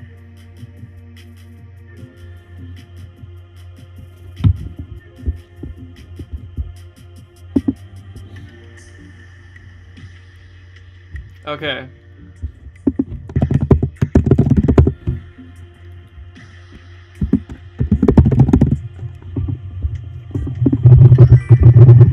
Bring. I think we're back. Yes. Did we lose our viewer? I think we're back. We are back. Of course we didn't. We have our biggest fan here. He would never leave just because the stream died for a few minutes. Cracking Blue Moon. Blue Moon's cracking. That's my boy. That's my boy. Oh, sorry. Did you hear like a weird sound for a second? Hopefully that stopped. What you said? He said, "What's crack-a-lackin'?" What's crack-a-lackin', Blue Moon? That's our boy. This story would not be what it was. That's what true. You really did. You're like the third writer. You didn't even have to do the typing, but you inserted your ideas into here enough to be a part of the story. Honestly, I'm very much willing to swap places with Blue Moon. I would love to just throw a suggestion here and there while he does most of the work. All right, here we go. That would actually be pretty cool to do, like invite like guests on for certain streams. I would love that one. Because all I would have to do is like give them the doc. Yeah, I'm about it, man. I think it'd be fun. I think the more open source you make it, the more enjoyable it's going to be. I mean, obviously we need to have us two directing the situation, but it'd be great to bring in people for sentences and stuff in there. Yeah. Or a whole guest story or whatever. Anyway, he flipped his wet hair out of his face and with keep it in the story, Blue Moon.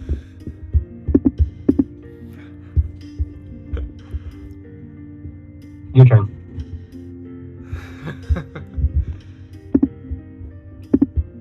Countenances. I fixed your word. I had to figure out what it was first. Sweat. No, it's countenance. No multiples. It didn't recognize it, but now it does. Countenance. I mean, I could just say Terrence's smiling face, but yeah, honestly, it's just such a That's a Sweat vocab drip word for from sure. Terrence's beaming face, beaming, smiling. Okay, I'm gonna move on. I'm gonna move past you while you figure that out. Yeah, you go. He flipped his wet hair out of his face with a seductive flare. Nice. Making eye contact with Kimberly.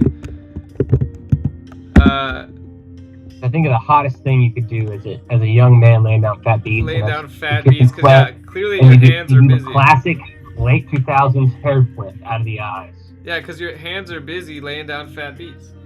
Exactly. You gotta do the hair flip. I'm really dating myself here, but like, as a millennial, that hair flip was the sexiest move you could do in the late 2000s. Slow motion in a lot of media. Yeah. I mean, yeah. People have been flipping hair for years. That emo haircut, flipping it out of your face, that was like Fall Out Boy's fucking anthem. And you know this guy has long hair. These people have been on this internship for 7 years. You think they? You think there was a barber in this facility? Fuck no. There ain't no fucking barber. I just want to add an adjective to the eye contact, but I don't really know if voracious is appropriate. Okay. Voracious is not the move. Yeah, no. Sustained. It keeps it simple but effective. There you go. I like that. Is that's emblematic. That's what you want. That's attraction. Sustained eye contact. That's how you know. That's how you know it's for you.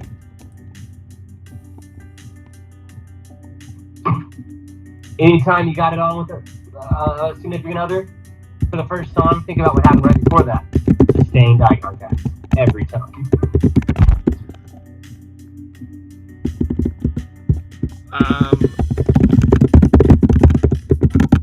I didn't want to write what happens after that, so I left it open to the viewer's imagination, and that. But I'm gonna write what happens when the party's dying down and the various.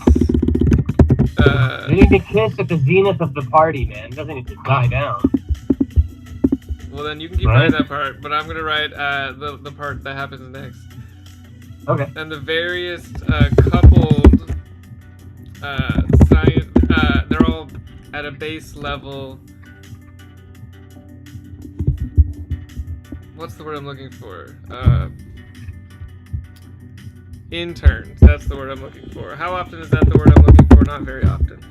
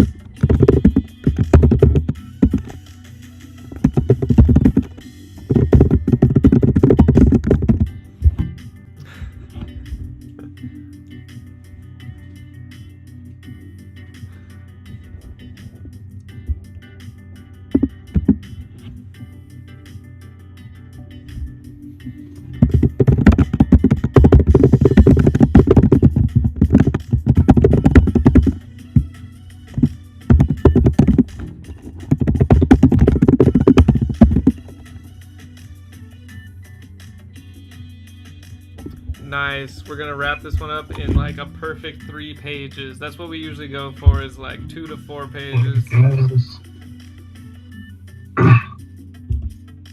Sometimes it's really hard to wrap it up at the end, but sometimes we really pull it together. Yep.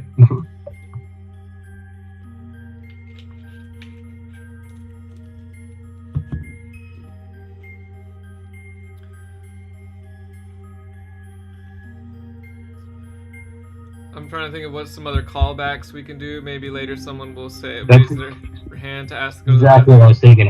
What's a real good callback to bring this all home with? I mean, that's it. A hallmark of our process. You have to. It's up to you to call back how his dad would never love him. Oh shit! Yeah. Okay. That was just before I knew the direction the story was going. Yeah. But okay. But he is a bit of a hero right now. He knew if his father could see him now, he would. I got it. I got it Okay. right now. I'm about to put it in the sentence I'm writing right now. Okay, Check this out. you got it. He felt the electricity on the tips of his finger, on the tips of their fingers. They felt the electricity on the tips of their fingers as they caressed each other's faces. Terrence. Did I say swelling? Did I say is it swelling? with 2 swelled. Rs? Yeah, excitement swelled. Okay. Terrence, Has it always been with 2 R's? I don't know. I guess I could have looked up 2 R's. Okay. It was like 50-50, but now it's all 2 R's.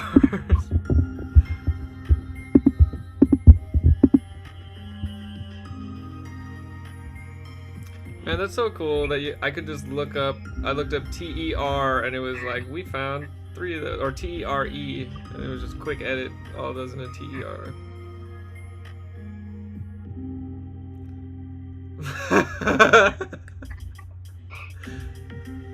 Damn, Nick's going so hard. There you go. There you go. There's your callback.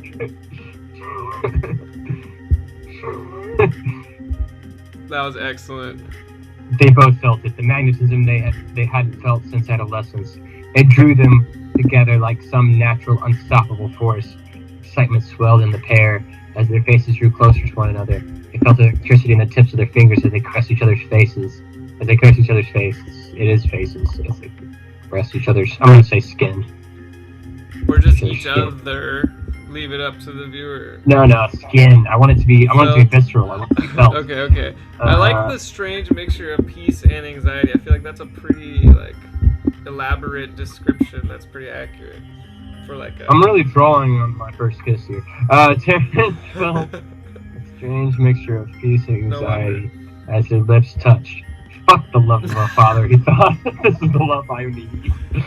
The beat, the bass drops, encapsulating the moment in their minds forever with bass. Oh, with fat beats. The bass dropped. I want to do something besides encapsulating. I like the thought. Oh, okay. I was gonna say, let's just bring it back to the total vibe. Like, this is their moment, then the bass drops and everyone cheers. It's supposed to be their moment, but it's also everyone's moment. Okay, so the bass drops, and I want to say enshrining the moment, but that's not right either. Okay. The bass dropped. Like, I want it to be like underlining or yeah. Underlining is good, like a synonym. Dignifying. Bass dropped. Where's my thesaurus? Damn it. Yeah, so the bass dropped. Ingraining the moment, enriching the moment, That's not bad. Ingraining is pretty good. Bass dropped. I got it. This is probably too hard. This is probably going too hard, but this is what I want it to be. The bass drops.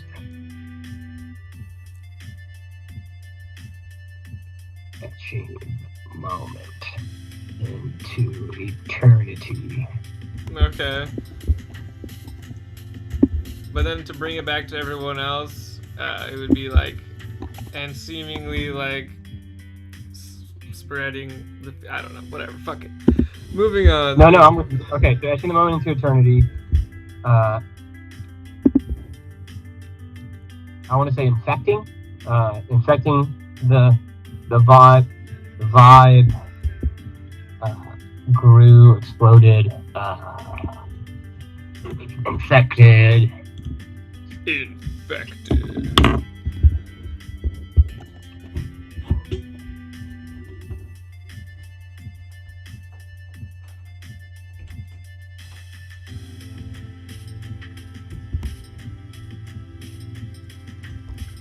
This is it.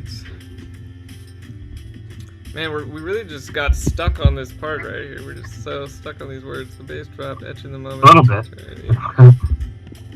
like wildfire.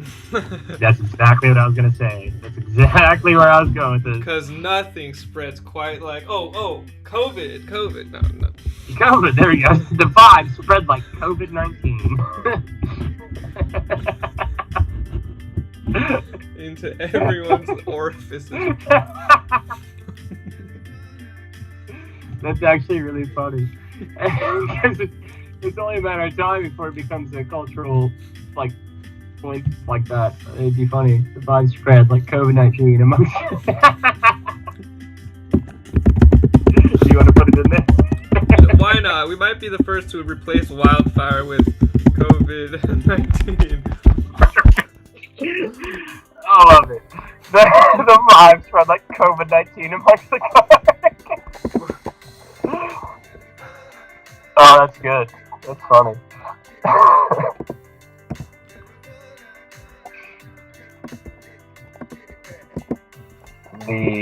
Did you already use the word zenith?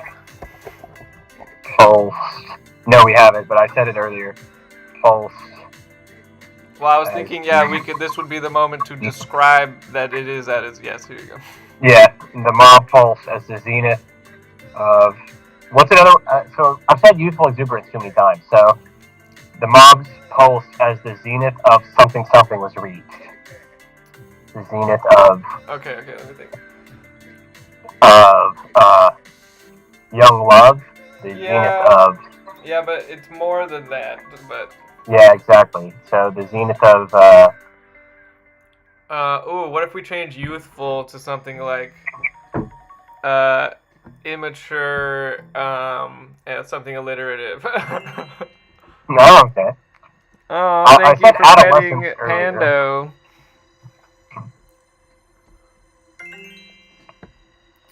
Pando actually levels up when you interact with them, and eventually we can get different colors and junk. What? The pet on the screen is someone's petting them and playing with them. No.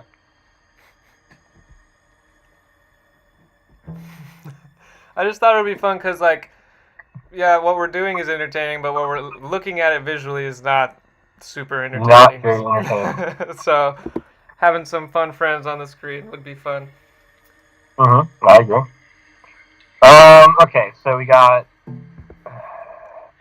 young, juvenile. Oh, there you go, juvenile. Have we used that? Boyish. No, we haven't. Fresh face. Juvenile jubilance. That's good. I like that.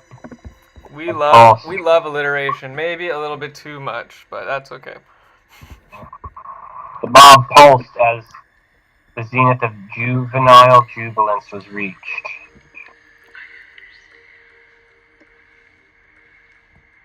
Alright, there we go. Done with that scene. Huh. Hours later. Jubilance. Yes, okay, awesome. This is the big moment. This is the climax of the story, and now the fall. The fall. Hours later, the party was dying down, and the interns were relaxing in small circles around the break room.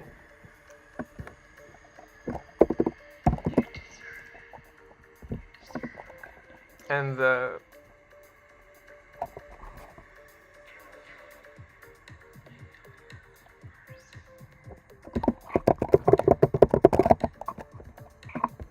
Okay, hours later. Party was dying down, and the rejuvenated interns were relaxing in smaller circles around the break room.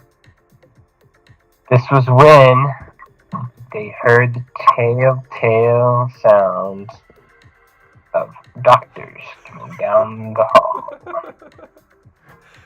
Yeah, the telltale sounds of doctors. Everyone knows what doctors sound like, because when you're in that room and you're waiting... I love this moment, but I want to push it forward because we're running at like 2 hours now, and I want to like wrap up. Well, this was supposed to lead into this is almost their like, ha, we got you moment. Right. So maybe instead of the telltale sounds of doctors coming down the hall, they hear the telltale sounds of the rockets igniting. The what? The rockets igniting. Mm. You know what I mean? So like they felt the telltale signs of an earth-shattering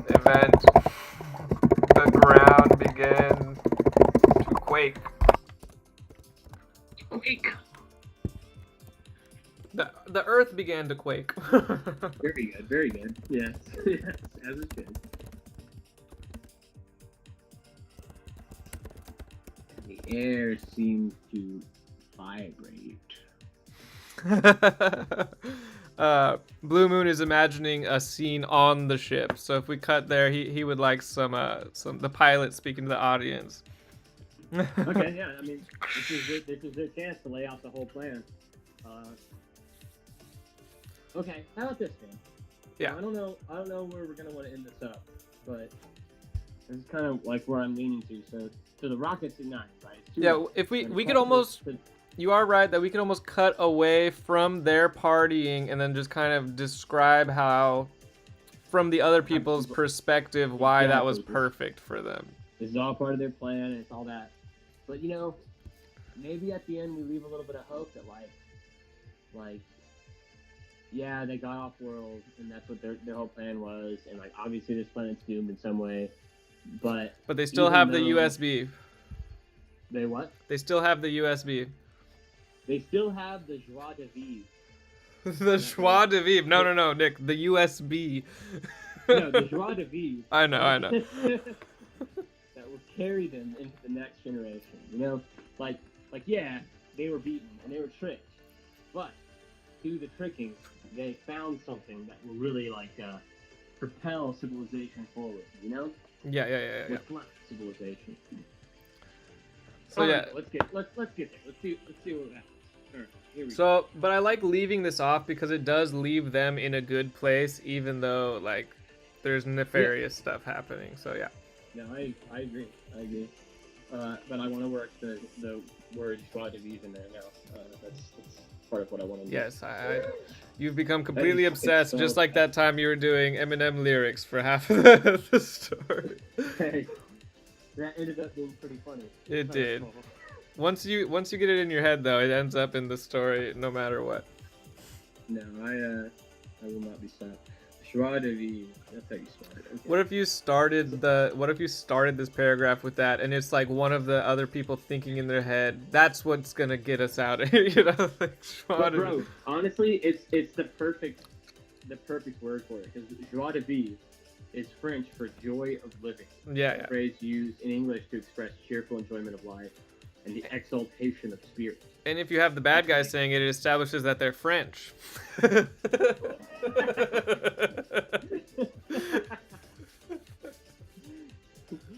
good. All right. I love this lesson. Survive, spread like COVID-19 took over. It's the only thing that spreads as fast as a wildfire. That's so funny. Okay. Are you writing the next sentence or am I? I can. I have like an idea of what. Yeah. Okay. Yeah. You do it then. I'm kind of lost the plot here. Let's see. Wait, didn't we start like the old story with an intercom? Like. Wait, what happened to the little? Didn't you write a sentence earlier about rockets blasting off? What happened to that? Did you delete it? No, it's in there. Oh no, it was like something about the rich people. They were planning to escape with all the rich people. No, just a second ago, didn't we have something about the earthquaking? Did you delete that? Yeah. No, I wanted to do a new thing about it, like a different. Okay. I just wanted to go up to the ship. I didn't know you still wanted to write on that bit. No, I'm with you. This is you're right. It'll get us there faster. Blue Moon's asking. Okay. I really want to know y'all's origin story. How did you two meet? He's like, I want a secondary writer for my stories. Blue Moon, that's an episode on the Patreon years ago. So that's a bigger problem where we do a Q&A, and we're not going to reveal our origin story here in the third episode. Damn, Nick's dropping a paywall. Like massive curtain. That's gonna be behind the paywall. You're gonna jump on the Patreon for that one. He's shook. He can't believe you just did this to him. No, Blue Moon. We were former coworkers. That's it. That's all there is to it. Yeah. Former coworkers. With similar interests. They bugged me to hang out after work a lot until I finally did, and then we became best friends. Actually, He said he refuses microtransactions. Well, if you caught it, we were just coworkers. What did he say? He said, I refuse to sign up for microtransactions. Oh, very good. Yeah, no, respect. Yeah, but no. Oh, the cat's sleeping. I just saw that for the first time. Yeah, we're coworkers. I mean, how do you meet people in adult life, right? Once you're done with school and stuff, it's like the only place you meet people is work. So we met at work, man. Yeah, we just had really similar interests, like smoking weed and chilling. Yeah, we hung out, played drinking games together, and started playing D&D together. And we don't live in the same city anymore, but we did for a while. So yeah. Yeah, this is a cross-country stream right now. I'm in California, and Nick is in Georgia. Yep. I'm in Georgia. So yeah, it's a cross-country stream right now. But anyway, we gotta write this next paragraph. Let's go. Which I'm ready for. This is almost a callback too, because at the beginning we had the screeching of the intercoms, right? Now they're on a plane. They get new intercoms that don't screech at you. Oh, nice. the smooth tones of the intercom rang out. The rich, silky.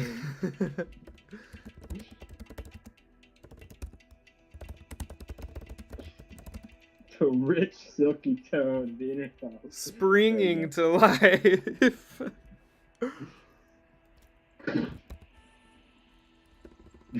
The soft, rich, or the rich, silky tones sang out.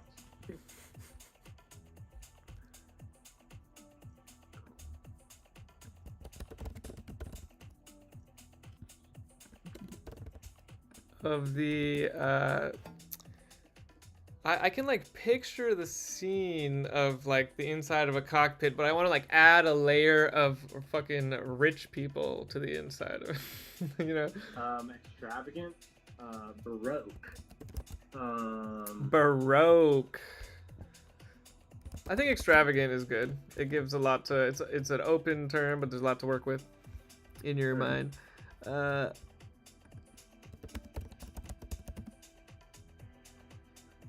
The extravagant flight deck. I guess that's what you call where people stay, right? A flight deck. Oh, excuse me. Oh. The extravagant flight deck. Yeah. Blue Moon gave us a fun thesaurus word for it. Frou-frou. The frou-frou flight deck. He knows we love alliteration. Love it. And we're also like kind of shitting on them, right? Like extravagant has like a good term to it. No, I like it. Frou-frou it is. Alright, here we go. The rich silky tone of the intercom sprung to life, capturing the attention of the frou-frou flight deck. Oh, now they need to say something shit. I got it. Okay, go for it. Oh, okay. It kind of let. Well, that's probably because I put the. Oh, it actually knew what I meant.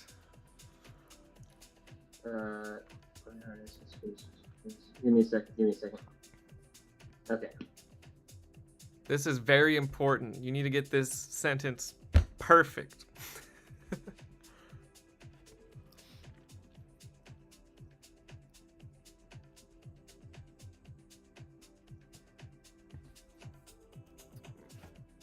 Maximum youthful euphoria reached. Achieved.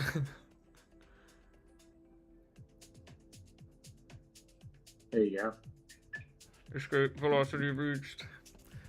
And then we have our two characters whose rich silky tones. Maximum youthful euphoria achieved. Escape velocity reached. enjoy your escape. Enjoy your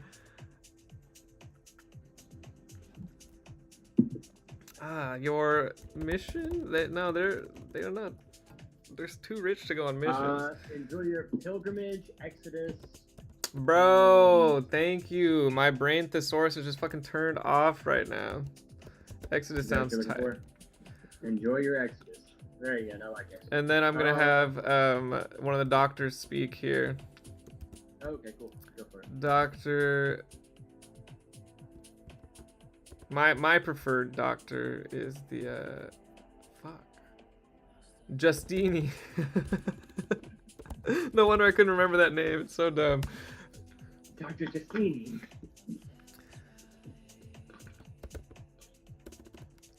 Relaxed further into his plush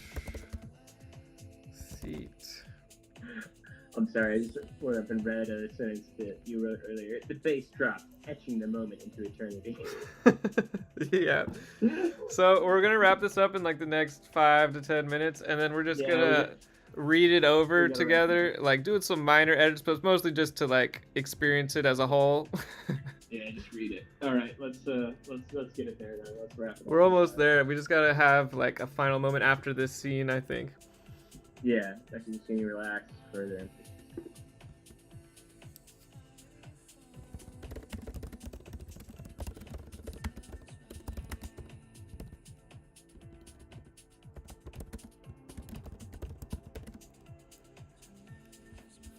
Ooh, and let's see if I can make this into a callback.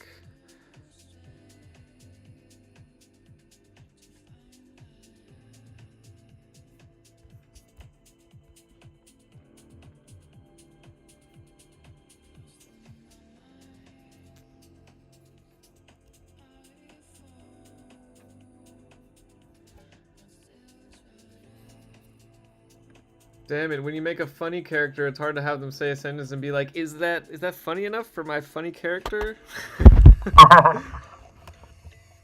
What can he finally do? I can finally read these golf magazines. I don't know. I'm stuck. I'm slowing down, I'm losing steam. Yeah, that's why I gotta wrap it up, because I too am losing steam. My creative juices are getting bone dry. Yes, we're scrounging at the base of our creative juices. We're using up the scraps. Alright, Dr. Justini, relax. Which is why it's even tougher to have a funny character speak. Dr. Justini is a woman. Into her. Oh my god. Okay, so I'm actually just gonna go with the other doctor, which is also a her, right? I don't remember. I think I said he earlier in the story, actually, but it doesn't matter. They can both be women.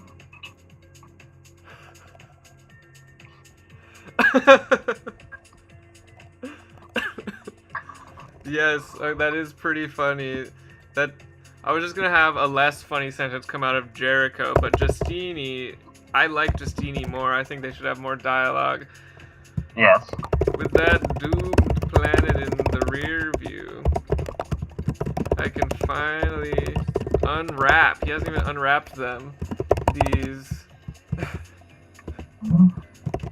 fireman calendars. Okay. She's horny. My grandma's super into firemen.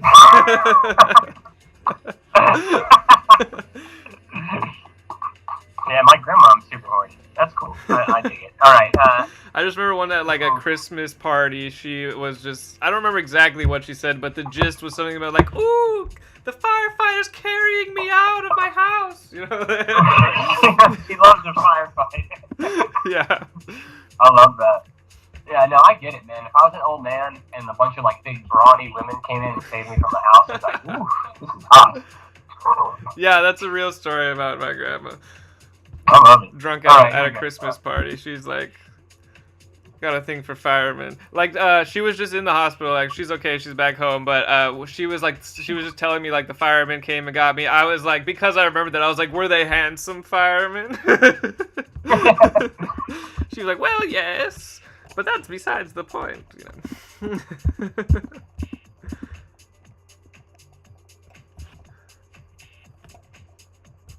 So I guess that was a good call out because you made me tell you that fun story about my grandma. And then, yes, Jericho's very serious. Yes, with our tanks filled.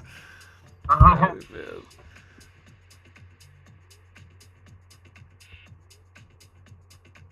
Did you think of that because of the Dimension 20 Unsleeping City? That was probably the last reference I've heard to a fireman calendar. Me? No, Blue Moon was the one who recommended the fireman calendars. Oh man, he's killing it with the ideas over there. Yeah, he's got the good stuff.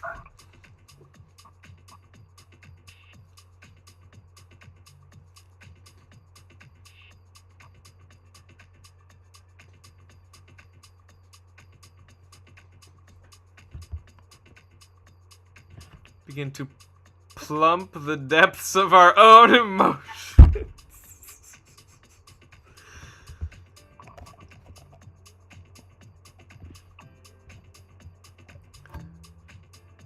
I'm trying to picture what sort of method they use to like ingest this stuff. Like an IV drip of jus de jus de vivre. Joie de vivre. Joie de vivre. I had the vowel sounds switched. That's zesty. Man, adjectives like zesty just remind me why I love words.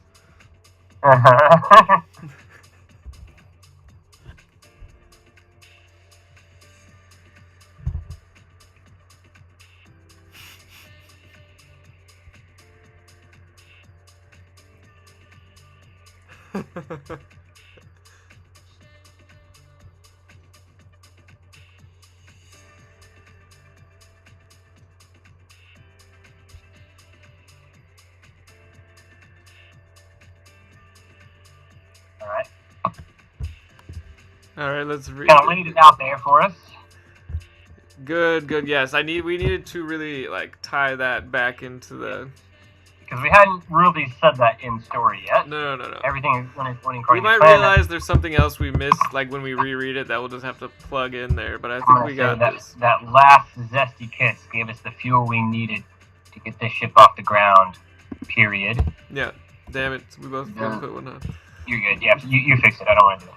Okay. Those buffoons believe they've won. Believe they've won. But the victim was their own undoing. Very good job of tying it all up in that one sentence. Sweet. And then I think Dr. Justini had no idea that was such a big deal. Oh shit, okay. She wasn't really in on the secondary plan, huh?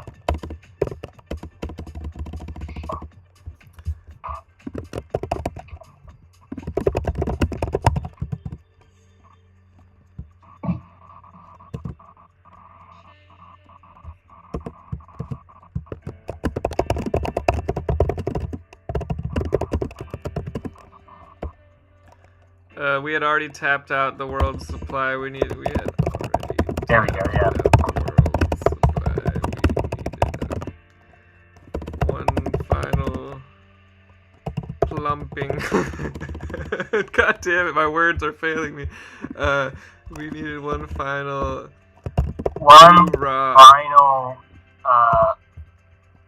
Vigorous. One final. Sparkle of one final last little push. He doesn't speak. This guy is not very fun to talk to. He doesn't use words like chutzpah or hoorah. You're right. World supply of bubbliness. Bubbliness.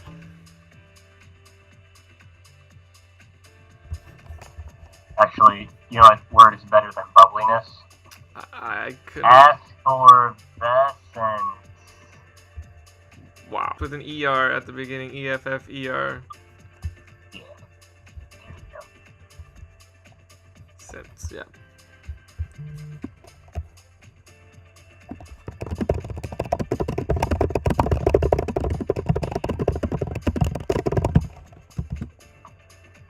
Now he's a bit poetic about it. We needed to give them something to believe in one last time. That seems more Jericho's style. Yeah, very good. I like that.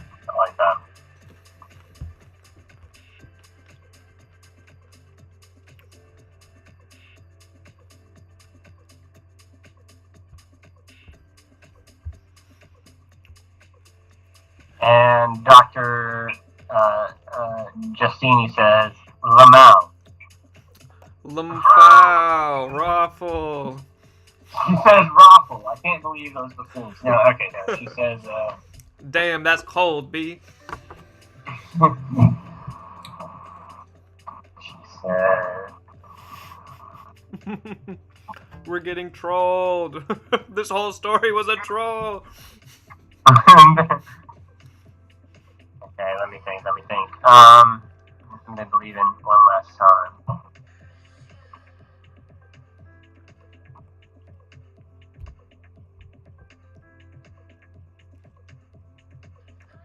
Ha!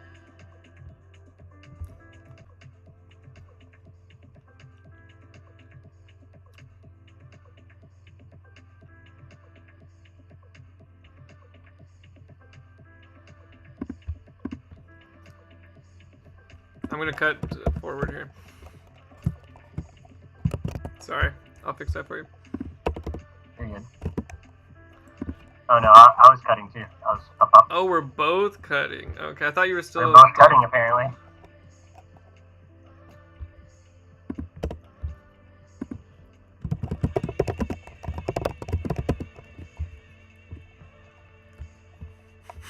Damn it, the chaos has returned.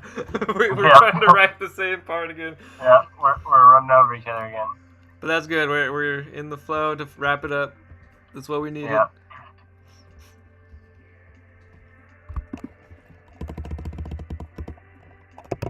Ragged, party, torn group of interns had gathered outside the building.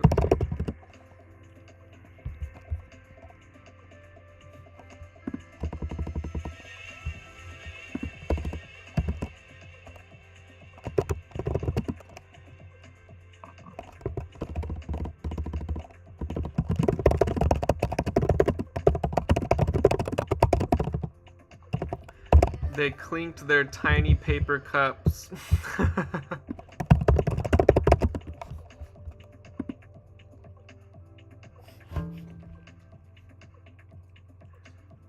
Yeah. I had to full stop to stop the chaos. So we were just typing in the exact same spot. Yep. I think you forced that sentence in there just to write. I don't care! Or was that last shot of joie de vivre enough to spark a new civilization? I'm gonna keep going here. I'm gonna go off a little bit out. You're gonna... Okay.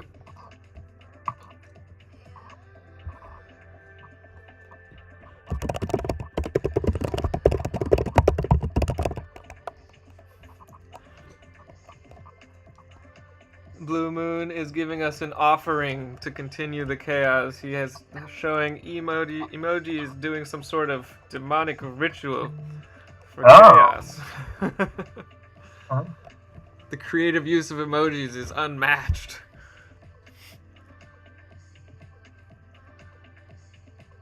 Is that how it's spelled? Wow, why can't I put my cursor where I want it to go? I hate doing this on the phone. It's so annoying. Boo! When did you say you're gonna have your laptop?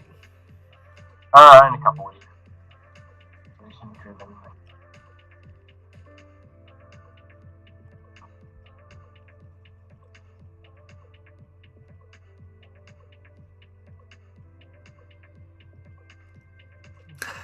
This is like a full monologue. I guess I'm just gonna cut forward a little further from that monologue. Go for it. Go for it.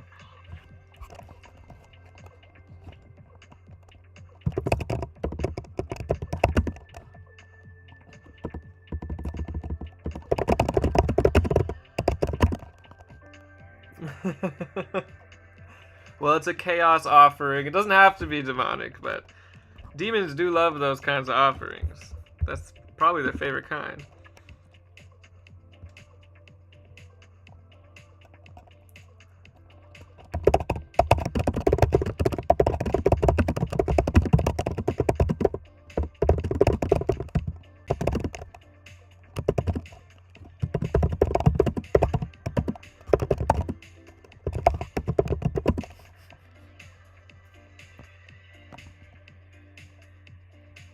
Oh shit. No, we have to finish. Our viewer's about to. power is flickering. We gotta read the whole story before it goes out. Wait, what power is flickering? What's Oh, they flickering? mentioned earlier that they're in like a storm, and they were trying to get their writing in before the storm took their power. Oh no!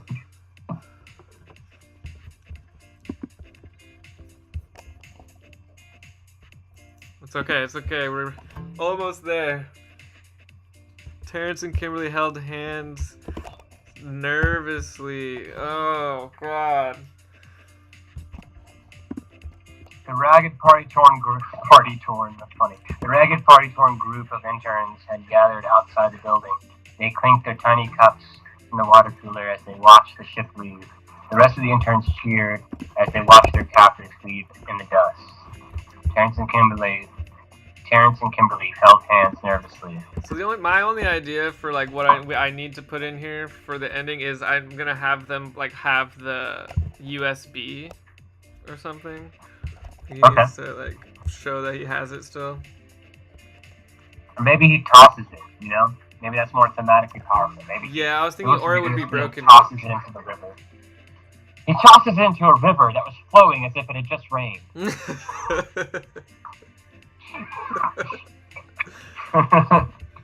No, that's stupid.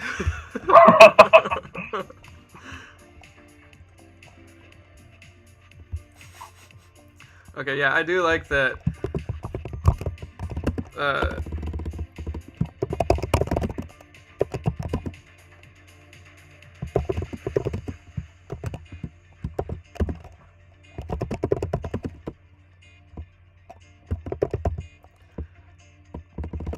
How about this? Do you know where you're going with this, or are you kind of fumbling? I was gonna have him just throw it in the river, like you said, yeah. Okay. But if you're feeling spicy, you want to add some flavor to flavor. I'm feeling it. All right, Terrence. Take it. Oh God! Ah! I just fell out of Terrence! It was very painful. Oh God! Oh! That was embarrassing. Glad no one was here to see it. All right, Yeah, here we go. good thing no one heard that. Terrence and Kimberly held hands nervously.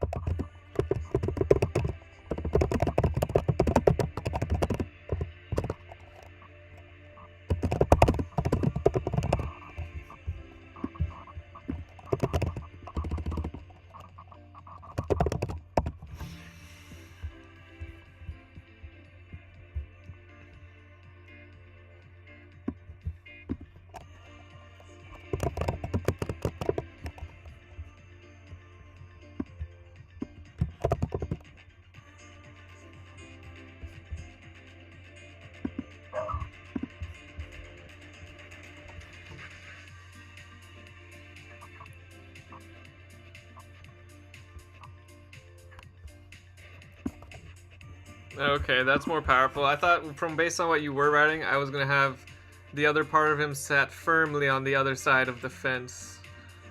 That's kind of where I was going with it, but then I figured this was like more succinct. More poignant, yeah, for an ending.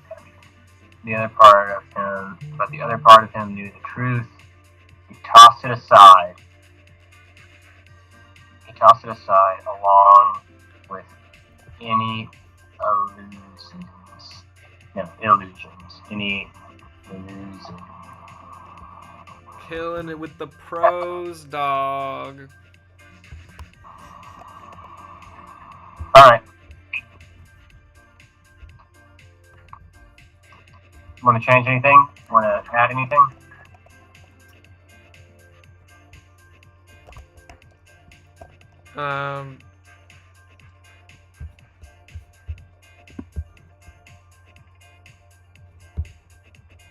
We're just gonna, what if I move this to the end? Terrence and Kimberly, like to leave them with that.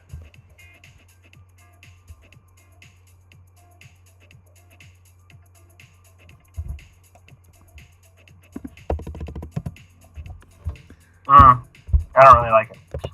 To be honest. Yeah. It could be better, but it's the general vibe that I was going for. Yeah, I like it. It's a Fight Club ending. You know, they're holding hands while the world burns. I like it. Terrence and Kimberly held hands nervously. How about, and instead of the "and yet," their demeanor gave way a sense of purpose. I think it's too wordy and doesn't really land. So instead, Terrence and Kimberly, I liked held hands nervously. Okay. So Terrence and Kimberly held hands nervously, walk me through. awaiting an uncertain future. Yeah. Facing an uncertain future? Yeah, that's perfect. Because it has a little bit of alliteration there, and it's better than awaiting. It's more active, yeah. It feels like you're confronting. I like that. And at the end... Okay. Perfect! We're done! Well, that sentence directly followed this one, so it has to go down here, in my opinion. I had to bring both sentences down. Which one did you do? Yeah. So it describes the whole scene after he throws the USB instead of before. Okay, cool. The rest of the interns cheer as they watch their captors leave them in the dust. And they held hands nervously facing an uncertain future. Blue Moon says, but now it's time for a prologue and an epilogue and bonus content. Oh, sorry, I was at the top. Together. Sure. Is that good or is that dumb? Sure, it's I don't know. It's kind of borderline. It's good. And what do you think? What do you think, Blue Moon? What do you think? The word all by itself together at the end? I'm on the fence about it.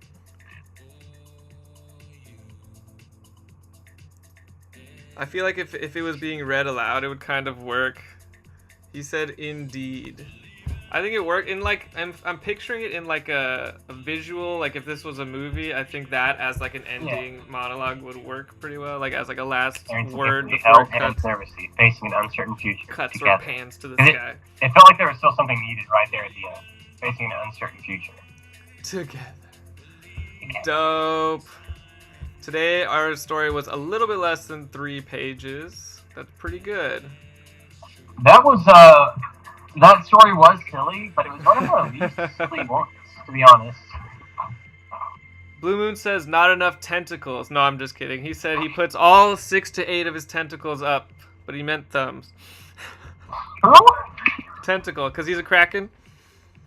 Yeah. He's giving us 8 tentacles up on our story. Thank you so much. Now we're just gonna read it back and chat about it very briefly and head out. Yeah, let's go. Let's do it. You want me to start?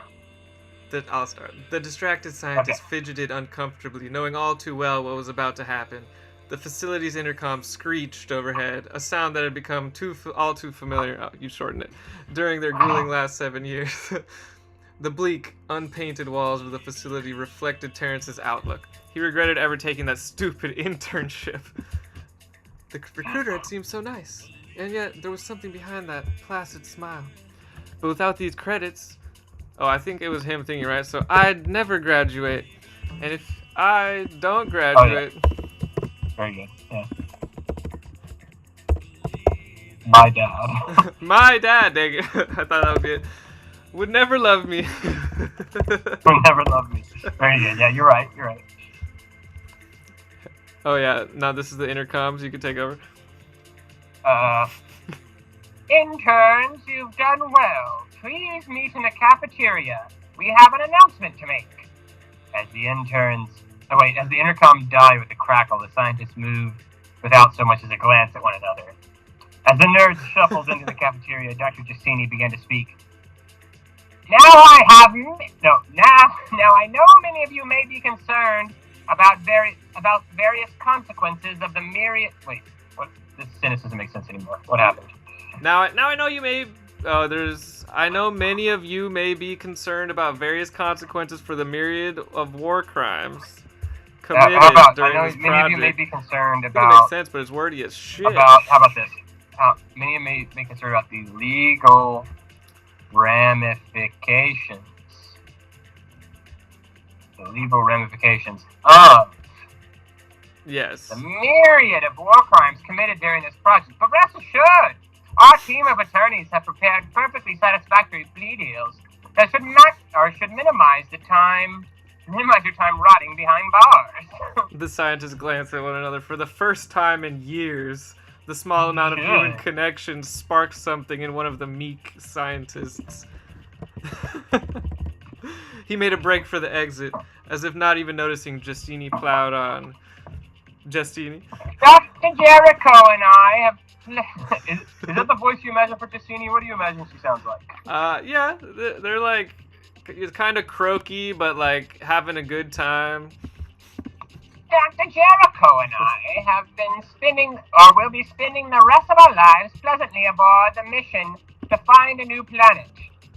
Because, as you all know, this one is as good as garbage. They did know this all too well, being the main cause for Earth's demise, weighed heavily on their souls. I have to stop this! Human beings deserve a chance for freedom! A strapping young... I don't know why we made the guy that shoots him a strapping young... You just added strapping. Oh yeah, that's right. That was me, my bad. A strapping young onlooker in uniform couldn't shake his loyalty to his internship.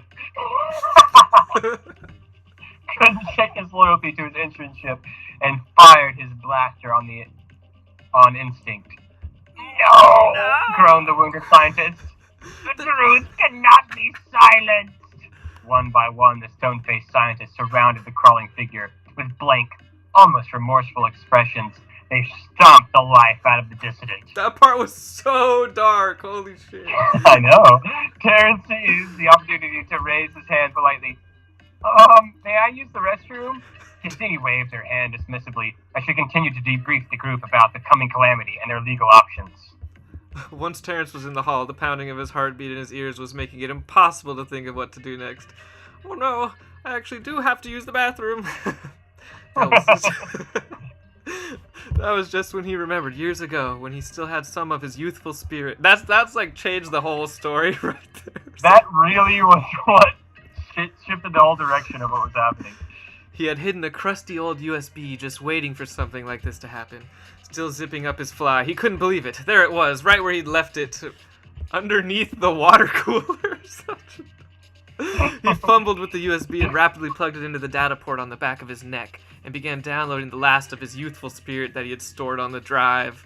Oh, but like, how did they know? How did the bad guys know that he did this? If I could get this into the necks of all my coworkers. Constant observation. If I could get this into the necks of all my coworkers, maybe we can finally unionize against our cold, calculating warlords. After breaking into the main office and setting the loudspeaker up to his by Twisted Sister at full volume, he fashioned a rudimentary fishing pole and scrambled up into the vents. That was pointless. I don't know. We didn't need that. All right. You were just like really set on that idea, so I had to let it go. I was really set on it. I wanted him to be like luring his employees his coworkers with the US. It doesn't matter. Yes, I made the main character talk like that. Yeah. That's his voice. For the sticking out the USB reading, Youthful Exuberance. It's our only hope, comrades.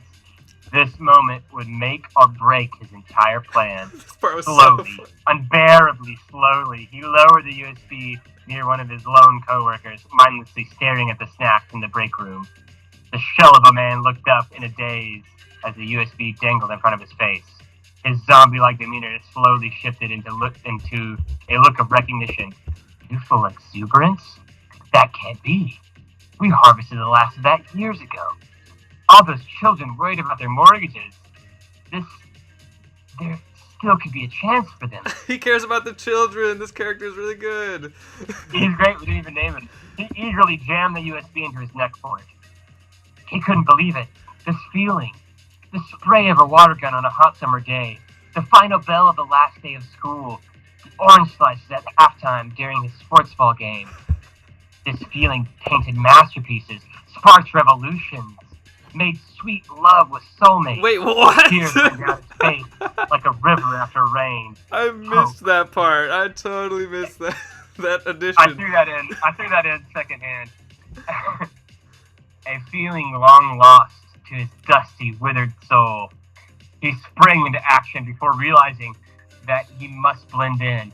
Slowly, he paced as he exited the break room. He slowed his pace. Yeah.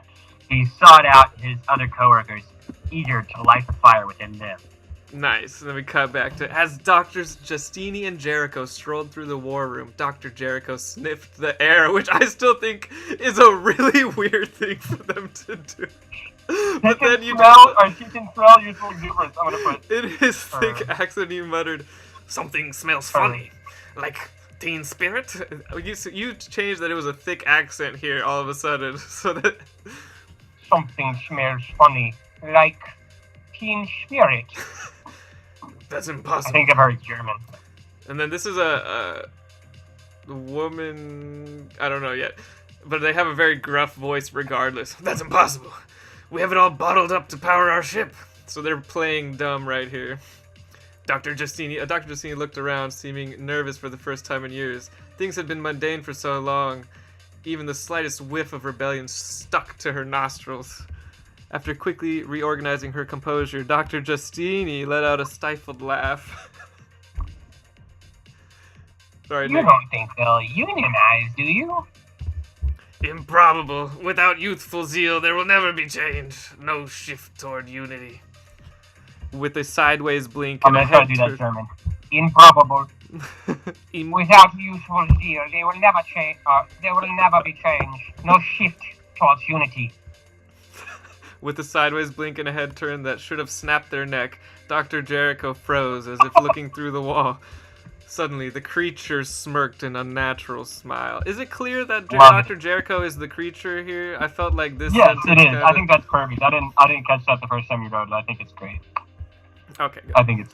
Hands at the water cooler. Real mad lad behavior. Turns watch through the slits in the vent trying to plan their next move. I feel like we could just remove that. Because we never had him planning though. Like he's just in the party after that. You're right. We like took it a different direction. Heard through the adjoining wall. Chug. Kimberly looked up as if splashed by cold water. She felt an echo of something long forgotten. I guess this does deep work. within herself. The fuzzy memories of the warm summer nights during the sports ball games in her hometown. The band in the background. The cute boy in front of her. Her scrawny legs were moving on their own. Before she knew it, she was in the next room and a USB plugged into her neck. Go Kimmy, go Kimmy, go Kimmy, go Kimmy, go. Her legs were no longer moving on her own. Rather, she had complete control as she would do as she pleased. And what she pleased was... Oh no. And what pleased her was dancing. She busted the sickest move. And what pleased her was... to dance! That's funnier. To dance. To do as she pleased. And what pleased her was to dance! She busted the sickest moves. Any of them had seen in a decade. This playlist goes surprisingly hard. Kimberly looked for the source of the jam. And there she saw a being laying down the fattest beats this pathetic group had ever felt. He looked like a glowing god to her as he dropped the bass. Oh my god. The lights flickered and the bass consumed her mind, propelling her into action. Oh wait, so we should say, as the lights flickered, the bass consumed her mind, propelling her into action. Yeah, you're right. One too many words in that sentence. This is all you, man. You wrote this this masterpiece. Alright, where am I? Sweat dripped from Terrence's beaming features. He flipped his wet hair out of his face with a seductive flare, making sustained eye contact with Kimberly. They both felt it. The magnetism they haven't felt since adolescence. It drew them together It drew them together like some natural, unstoppable force. Okay. Excitement swelled. Electricity in the tips of their fingers as they caressed each other's skin. Terrence felt a strange mixture of peace and anxiety as their lips touched. Fuck the love of a father, he thought. This is the love I need. I'm so glad you reminded me that that's what needs to be brought back. Fuck the love of a father, he thought. This is the love I need. The bass dropped, etching the moment into eternity. The vibes spread like COVID-19 amongst the coworkers. The mob pulse as the zenith of juvenile jubilance was reached. Meanwhile, the rich silky... I'm gonna say as the mob pulsed as the juvenile jubilance reached its zenith. Does that sound better? Yeah. Okay. The rich, silky tone of the intercom sprung to life, capturing the attention of the frou-frou flight deck. Maximum youthful... I can't do like a... Maximum youthful euphoria achieved. Escape velocity reached. Enjoy your exodus. A restrained cheer crept over the haughty passengers. And champagne flutes clinked. Oh, I didn't even... Did you write that after I wrote the paper cups bit? I'm pretty sure I wrote it before. Oh, I didn't even notice, but that is such a good little double flip right there. Nice. Dr. Oh, Christini. yeah, what do you call that? Mirrored scenes? When you compare two things, there's a word for it. Juxtaposition. Juxtapose, that's it. We did a juxtapose, dude, that's wild. We did a juxtaposition. With that, oh wait, Dr. Giustini, that's all you. Where we, with that doomed planet in the reviewer, I can finally unwrap these fireman calendars. Yes. And our tanks finally, with our tanks finally filled, we can begin to plumb the depths of our own emotions. Jericho replied robotically. Everything went according to plan. The last zesty... I can't do German, I lost it. The last zesty kiss gave us the fuel. We needed to get this ship off the ground. Those buffoons believe they have won. But the victory was their own undoing. What? You mean you wanted them to rebel? We had already crafted the world's supply of effervescence. We needed them to give something. We need to give them something to believe in one last time. Ha! Their disappointment is almost as delicious as their defeat. But were they defeated, or was that last shot of joie de vivre enough to spark a new civilization? A civilization driven by newness and a verb for life.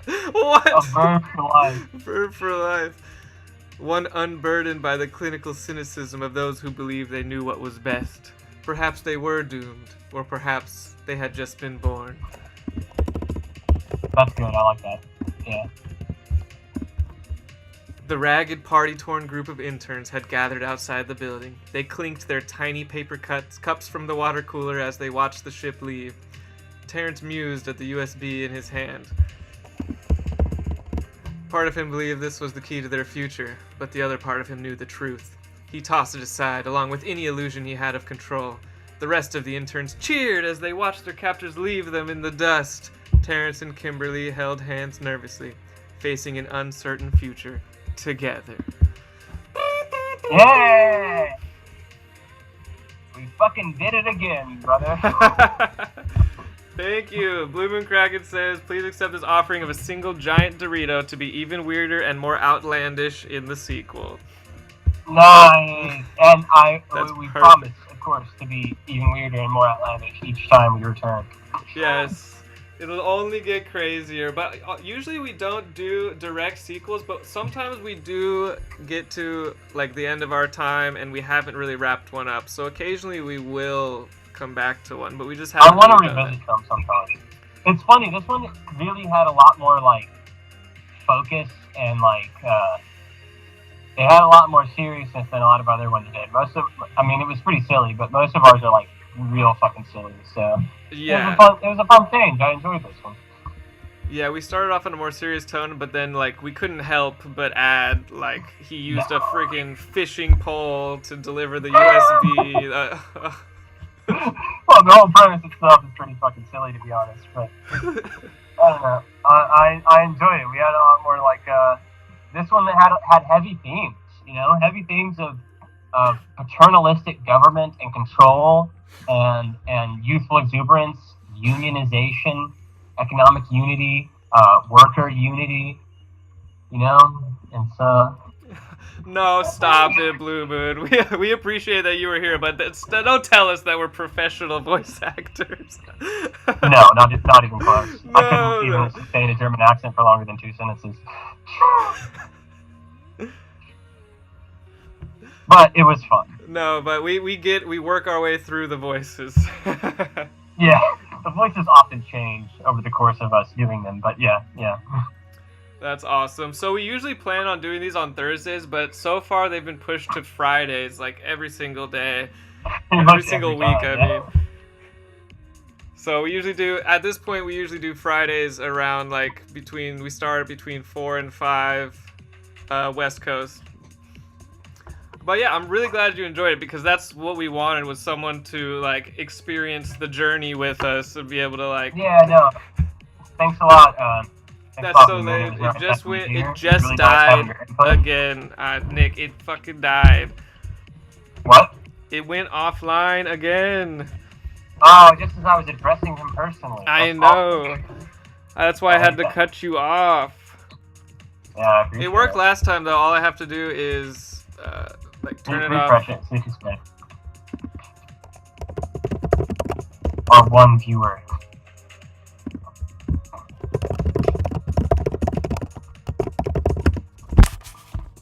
I'm messaging him. You're writing a message to him? Yes. Tell him that we appreciate his input, and the story wouldn't be the same without him, and we're glad that he was there for it. That's exactly what we envisioned when we first talked about this, is like people kind of chirping, like adding a little bit here and there. It was really cool. What did you say? Story wouldn't be the same without you, what? I said the story wouldn't be the same without his input. We really appreciated him being there.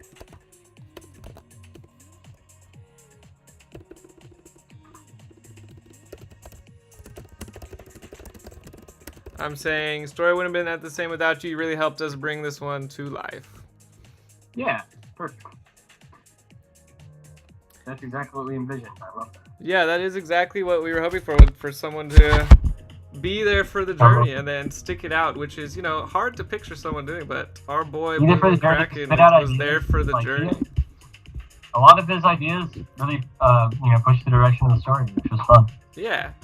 So, thank you so much to the stream that's still running, YouTube. This one's gonna go up live, or on YouTube, for people to check out later, so hope you guys enjoyed it. Leave a like, subscribe.